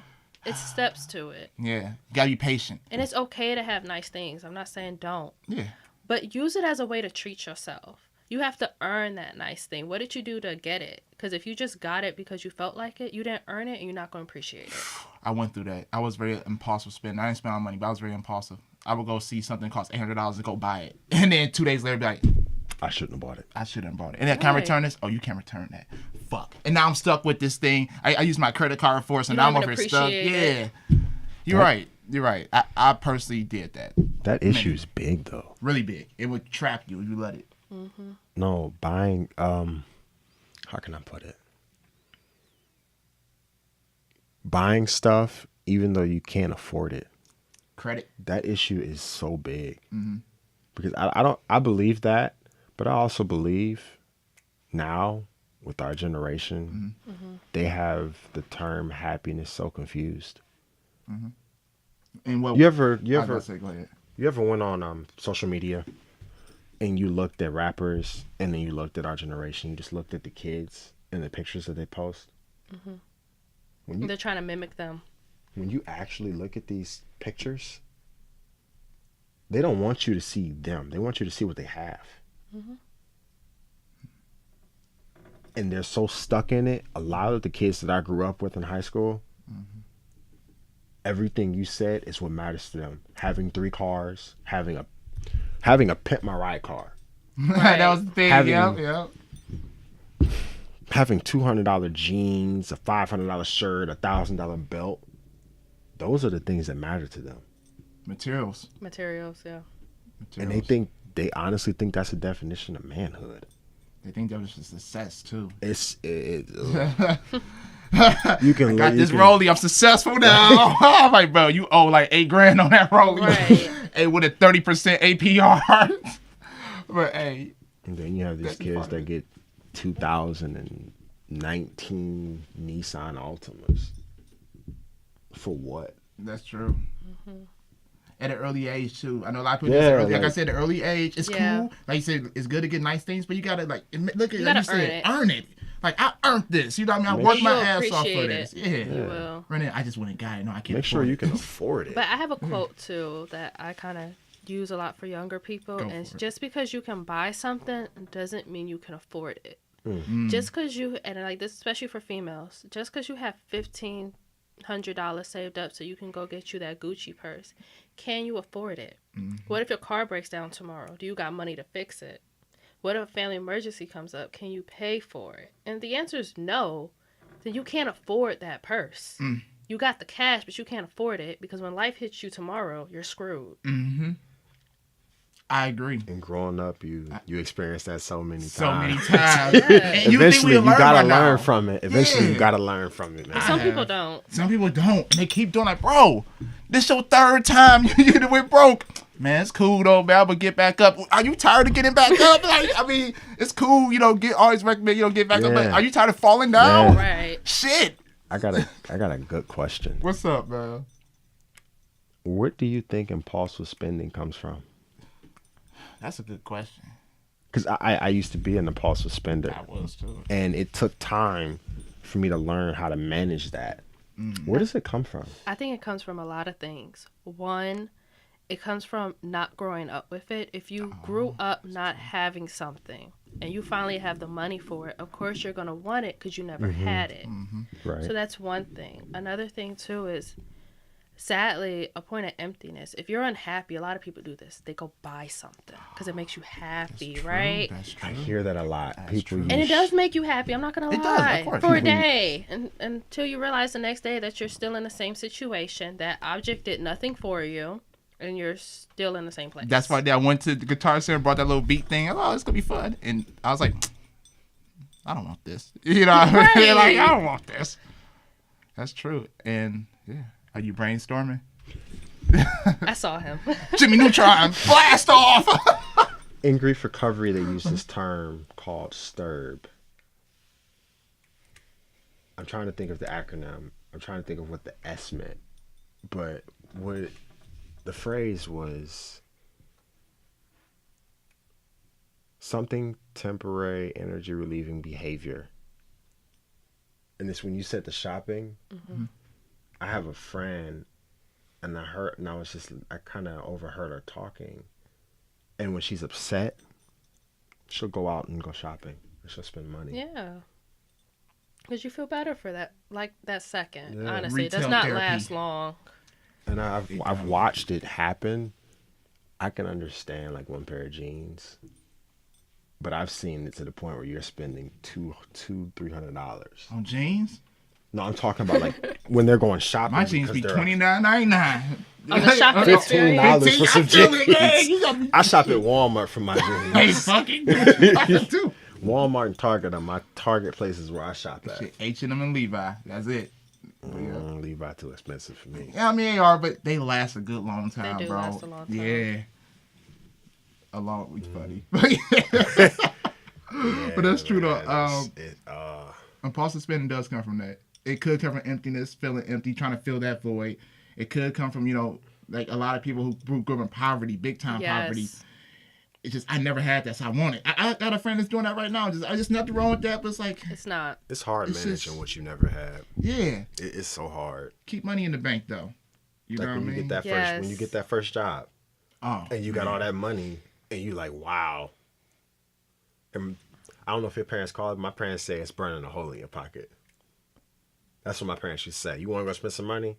It's burning a hole in your pocket. No, I like to save my money. Me, I love it. Saver. I was always good at saving. I That's what love my saving parents. my money. That's why, man, I feel it. Probably save too much. No, Sometimes, seriously. like in college, I had checks to sit in my room for three payment cycles. Yeah. And my friend's like, why you ain't, hey, I'm racking this up. What for? Yeah. Like, I still got them, I have cash flow. I still got them sitting, you know what I mean? You got to keep it going.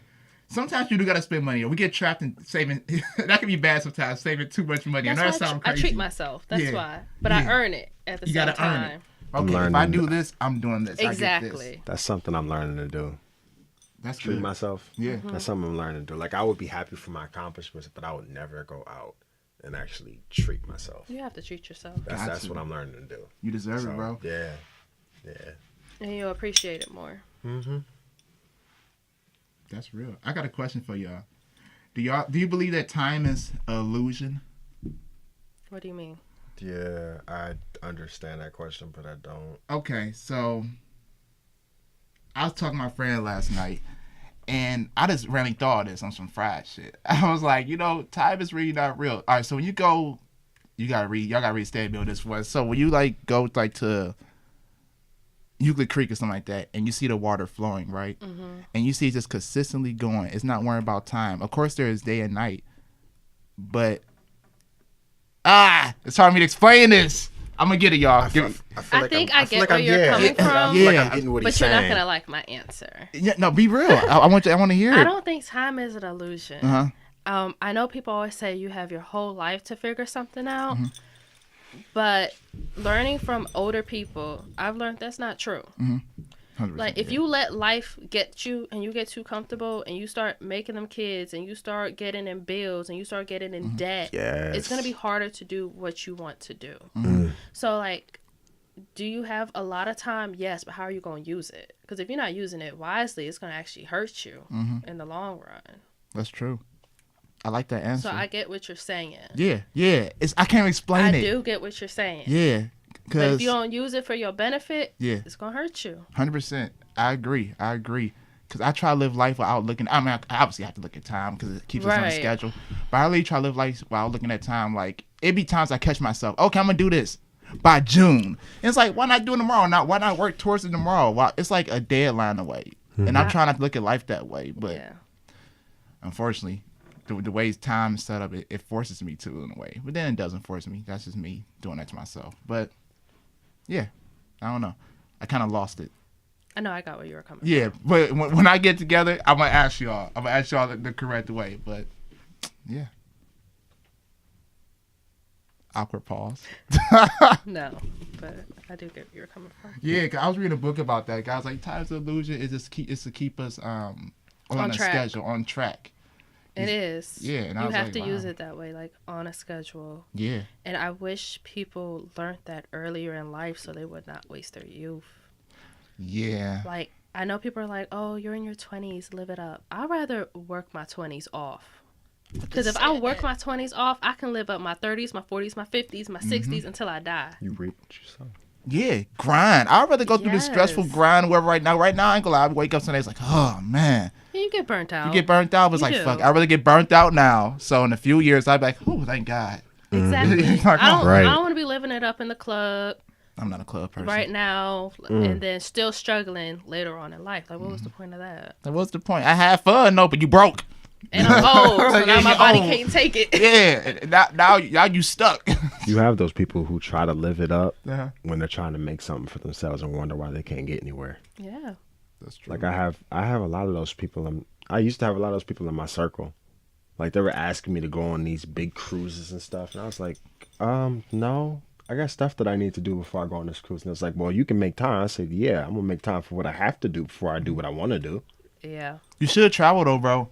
Yeah. You should get on that cruise one day, man. I'm just trying to say, get that experience. Definitely travel. But I get what you're saying. Like, why? It doesn't even have to be financially, but why spend the money if you're trying to invest in something else? Why invest that time if you're trying to invest in something else? That's true. I went through that hella. I would spend money on, can't read that. I would spend money on things except for myself in a way, if that makes sense. Like materials and shit, but I want to invest in like me building my podcast show, me building this business, all that. You know what I mean? It's like those material things are keeping you here, and self-investment will keep you. It will grow you. So so you can get to that point in life that you're your own boss, you're your own entrepreneur. You know. And it's all about discipline too. You gotta be disciplined. But somebody has to teach you how to be disciplined. Yeah. We got a good comment over here. Okay, what's up? Who really knows that though? Who's teaching this? That's the problem. Not everybody's getting taught. Yeah. And like I said, there's a lot of disadvantaged people out there, sadly. We have to teach it. It's up to us. We do. We but not. It's up to us. And another problem is, and it sucks, but a lot of people are so selfish with the knowledge they have. And that's a problem. You notice that? Yeah. That's I the don't problem. like that. Like, if I know something that can benefit you, I'm going to tell you, even if I don't know you. A lot of people won't tell now, I agree. And I don't know how to say this the right way, but those people who hold everything in and they have so much to give, I figured out that it actually hurts you more when you hold stuff in that can help others. It actually hurts because a lot of those people have a feeling like they want to do something and they feel like they can make a difference. And I'm speaking from experience. When you don't speak up and you keep your mouth shut, when you can lend a helping hand, it hurts. Because when people, and it sucks when people come into you and you know about these things and you have the answers, but you're not speaking up.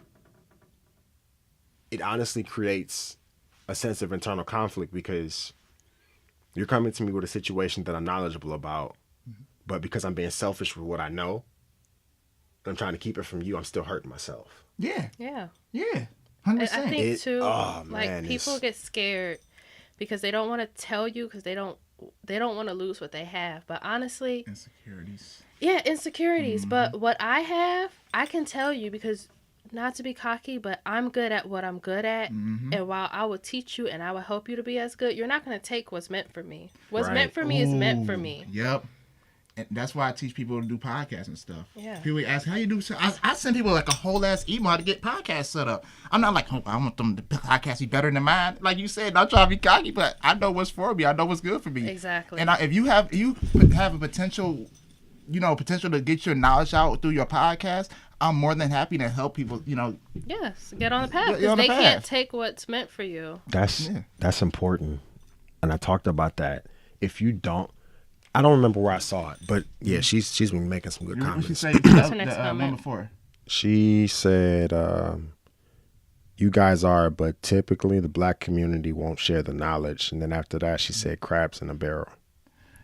The black community is crabs in the barrel, unfortunately, because we're taught there's not enough to go around. That's what we're taught. Oh, my God. Yeah. That's what we're taught from the very beginning. There's not enough to go The around. statistics say that too. You got to get on while you can. That sucks. But the statistics say that because we show that. We prove that. That's what we prove. You get education. You get out. You don't help the next person. You don't even show them the path. Yeah. So how do you expect that? But then we'll turn around and be like, look at black people. They give us a bad name. Well, you're part of that. No. You're not trying to help change it. Yep. You're part of that.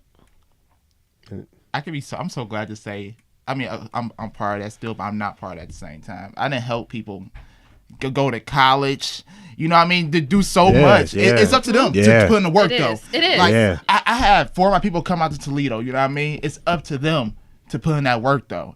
I helped them get financial aid, everything together. And I was like, all right, it's all I can do for you now. You know what I mean? It's the truth. Right. You can't go to school for them. Yeah, I can't go to your class for you, my nigga. But hey, I can get you on that path.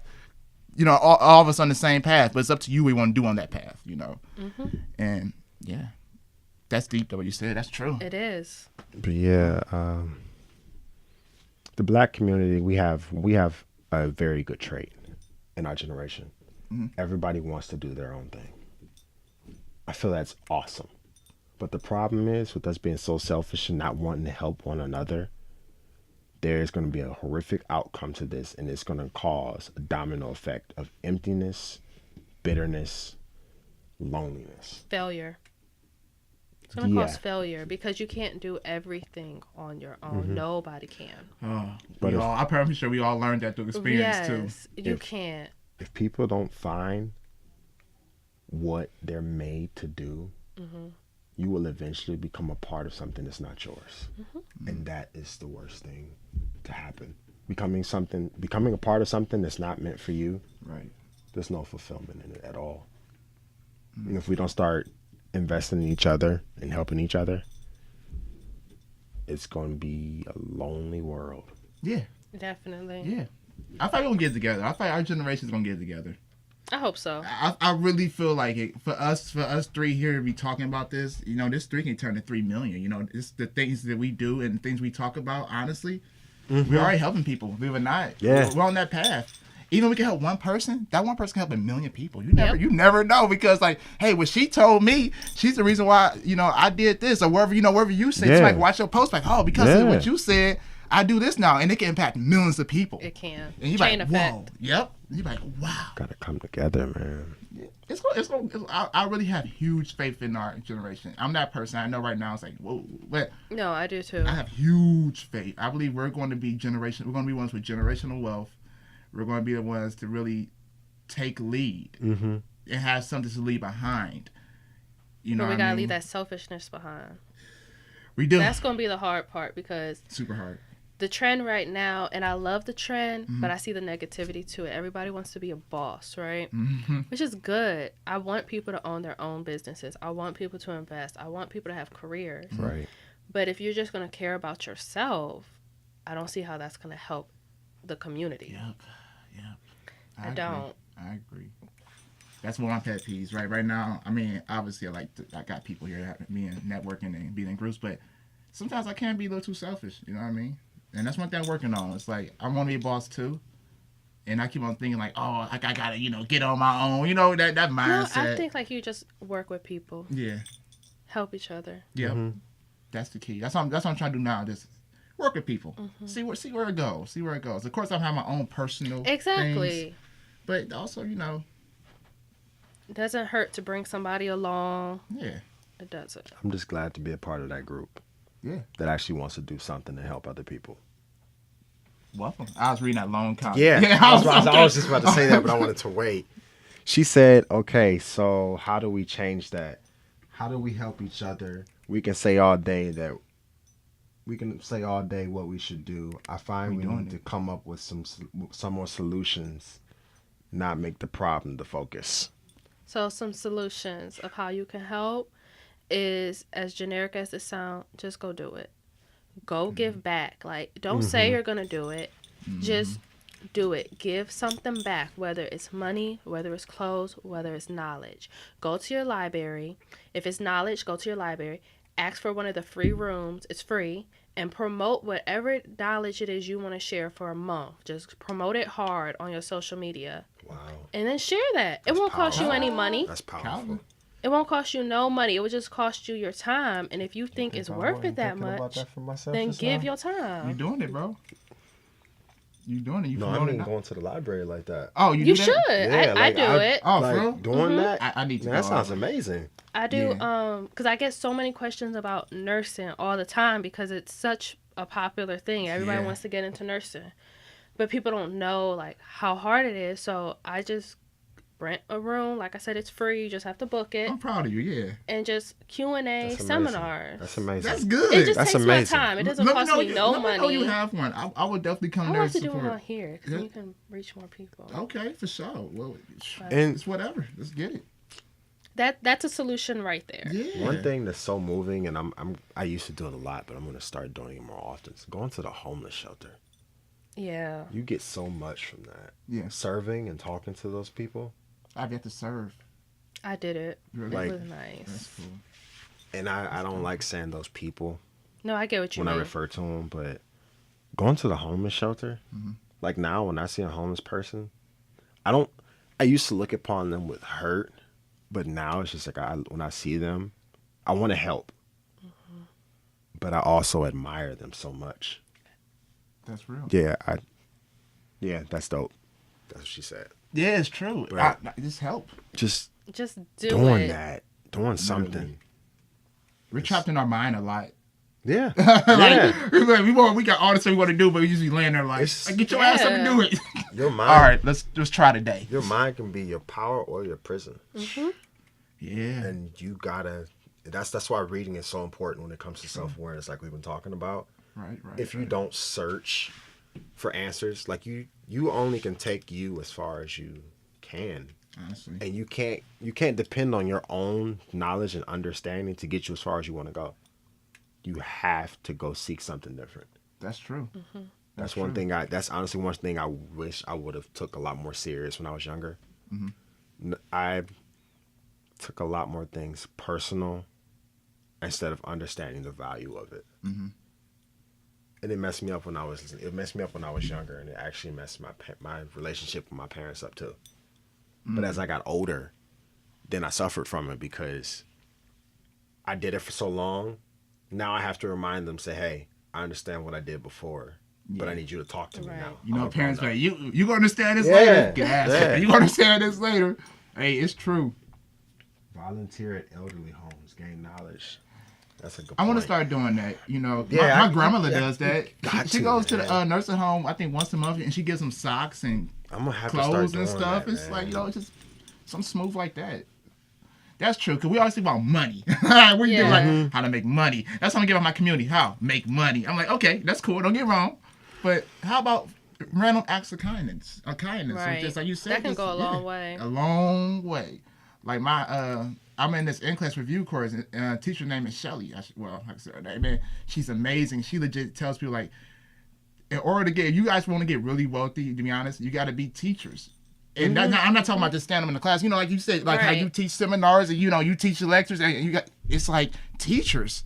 You got to spread the knowledge. Giving. It's simple as that. It's so much value in giving. It is. Yeah. Because you just always want, give me. You know what I mean? It ain't going to work. Greed will destroy you. It'll work very short term. You will get it. My And goodness. then guess what? It will never last long. Greed. How could you even describe what greed can do to you? Donald Trump. Yeah, but like breaking it down. Okay. How can you really describe I think greed will literally eat you from the inside out. Because, especially, like, let's just stick with greed with money, because that's what most people associate to. Right. So you're going to keep going after the money. You're going to work harder. You're going to work harder. You're going to take away from time from what's important. You're going to start cutting family off. You're going to start cutting friends off. Eventually, you'll cut your own happiness off. So then you don't have any happiness. But now you got money. So now you're going to take that money. You're going to buy you some happiness. You're going to be in this just vicious cycle. Buying over happiness and over is again. such a vicious cycle. Yeah. Oh, it's so toxic too. It is. Oh, could you be trapped in it? You don't even realize it for real. You don't. You don't even realize it. And like, you can buy happiness with material items, but you can buy happiness with people, and that's the worst. Mm-hmm. When you start trying to buy your friends, buy your family back. Mm-hmm. I was just talking about, who was I just talking about that with? Somebody. Long story short, that guy I told you about at work said that. Mm-hmm. He said all your friends can be bought. Can you believe he said that? Can't buy me. Yeah, I feel like that. When he said that, some once people, go ahead. most people try. No. Go ahead. Yeah. I'm trying to buy you, bro. You gonna get tired trying to do that. But some people do it in ways that they kind of force the other person to become dependent on them. Mm-hmm. And that's the hard part. That's good. What? Oh, no. I didn't want to. No, she was commenting. She said one more and then I'm done. I'm like, no, we want you to comment. No, Yeah, like commenting. that's the key. Promote. My audience don't be commenting on me. They just watch it. Nobody ever watching it right now. That's a good one. They go watch it later. She has a question. How to promote giving in the community. Oh, that's easy. But it's all right. It's also risky though. Because you Yeah, don't want to that's just what I'm do saying. it just to, That's he's a just good bringing the question, camera but- just to Right. do it. Right. Have events. So how could you promote giving? I would say I understand having find a events. cause. First of all, find something that you genuinely care about. Don't just give to Yeah. give. I mean, Yep. it's nice. People will appreciate it, but find something that means something to you. That way, if nobody shows up, you still know you did what made you happy. Mm-hmm. And then tell your friends, tell your family, tell strangers. Like, don't just support on the people you know. Like, tell strangers. And then just push it. And when the day comes, you show up, and you don't care if anybody else shows up. You do what you promised, and you come through. Mm. And that's the tough part that comes with the process. Giving everything and worrying that nothing will happen out of it. I know something's gonna happen because you You showed up. Something's gonna happen, but No, I'm just no, mean, like, you can't I know what you expectations. mean. Yeah, like that. I know exactly That's what something you people mean. get scared of. Cause me, I ain't gonna lie, I record like y'all saw I had the camera out. I'm gonna record anything I do, and I do it from the heart. I don't do it just to. Let me do it for clout. Nah, Right. nah. Like my job, period, is giving back. So That's easy when you have nothing. yeah. What she say back? Promote giving that will be received. Promote giving that will be received. I think she was commenting on actually when you go out there and you're giving something that you care about. Oh yeah. Yeah. I think that's what she was talking about. Yeah, you gotta love it. You can't You just have do to it. love it. Like I'm going to do this because I'm going to get something in return. Because no, you eventually get tired of that. Yeah. Like there's no longevity in giving something like that. Yeah. I believe in trying stuff to see if you like it or not. I believe in that. You got to get out there and Yeah, try you gotta get out there. something You different. won't know unless you try. Yeah. But once you know, just focus on that. Like, Yeah. Run with it. And that's a blessing to get that, that knowledge of that. Yeah. I love this. Yeah. Good. Keep giving back. For sure. I got one question for y'all. What's your goal for this week? So my goal is, this is my last week of class, so make sure I finish with my A. Oh, Yes, yay. Turn up. Then just focus on work. That's pretty much it right now. That's dope. What about you, Calvin? Goal for this week? Yep. What's my goal for this week?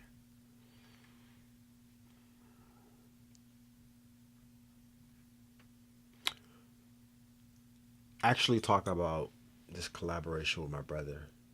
And I honestly just made that go just now because that's something that honestly is important to me. Mm-hmm. Me and my brother have been talking about collabing on something for so long. Mm-hmm. And he moved out. So the distance, and I firmly believe like you really need to make time for people that are close to you. Mm-hmm. And I understand it's hard to do that because you get so caught up in life and what you have to do that you really have to stop and sit down and make time for others. But me and my brother have been talking about doing this collab. And we did it once, but we want to do it again. We went to a detention center in I think it was in Macedonia. Mm-hmm. And there were these kids that committed crimes, and some of them there for a lifetime, and some of them had lower sentences. Oh, wow. It was the most fulfilling thing. And what we did was we used something, and our technique was we had to use something that would get a lot of kids. And most of the kids of our generation love to work out. They want to get big, they want to get cocky, they want to be muscular. So in the process of working them out, one thing that I teach my students with working out is the important thing about working out is not the physical. The physical comes with it. Mm-hmm. But if you don't understand the mental side of working out, you will not make it with working out. And that's what we taught them. That's true. Mm-hmm. Because working out adds so much nourishment and self-development to your life. When you're working out and you're trying to lose that weight or you're trying to make weight, it does something to you. Oh, yeah. Like it makes you look in the mirror. Mm-hmm. And after that, this is what we did. We sat down with them for the last 15 minutes and we just fed them a message. That's good. That is good. And sometimes you get a reaction. Some kids would break. And then other times it was just that moment after you were done talking, it was just silent. And when you looked upon the kids' faces, you could tell they received a message. That message goes a long way, too. Yeah. But, that's good. Yeah, oh. That's good. My goal for the week. Yeah, it was a small goal, for real. I just posted my last, vlog for my graduation and everything. And my goal is to start my new personal channel with daily vlogs and me have my own personal podcast. Just getting knowledge, back to that knowledge stuff, just spreading knowledge and insights and things. Mm-hmm. That's about it. I'm about to brand my own self right now. I'm on a journey of branding my own self. It's like I know a lot of stuff and I have a lot of knowledge, I have a lot to give back to the world. Yeah. And I want to do that. I'm going to keep this podcast, of course. This is how I network, have everybody's different insights. But yeah, somebody told me, hey, man, I like your stuff, but I don't know who you are. And I was like, It hit me you know what? I guess I really don't. I'm so busy trying to put everybody else on the platform and have them get their word out and everything that sometimes I don't think I'm my own self in a way. Right. And I noticed that. And I was like, you know what? All right, I'm going to do both. I'm going to do this Why not? And I'm going to brand my own self. And that's my goal. It's about to be really fun. That's why I like to do some by myself still. Like, trust me, I love having people on and showing that I'm bringing people on and it's working. Yeah. But you got to remember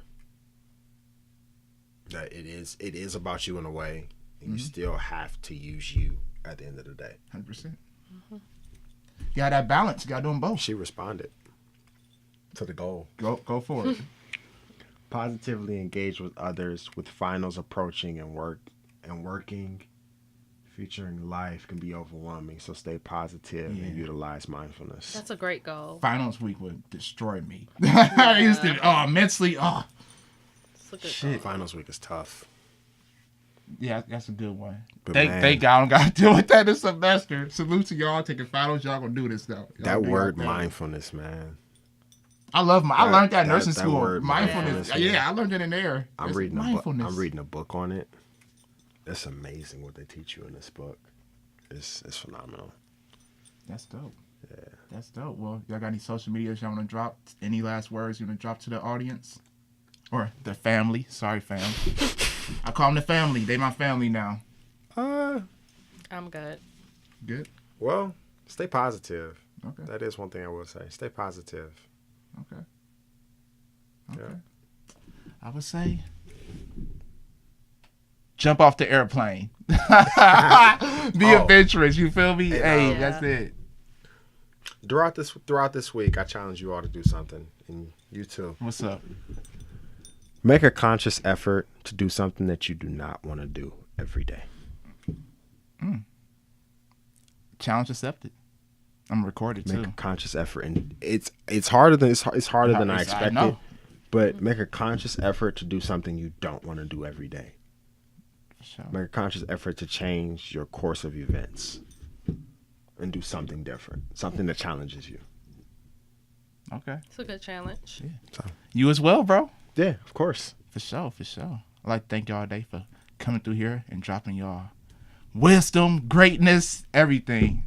Always a good time.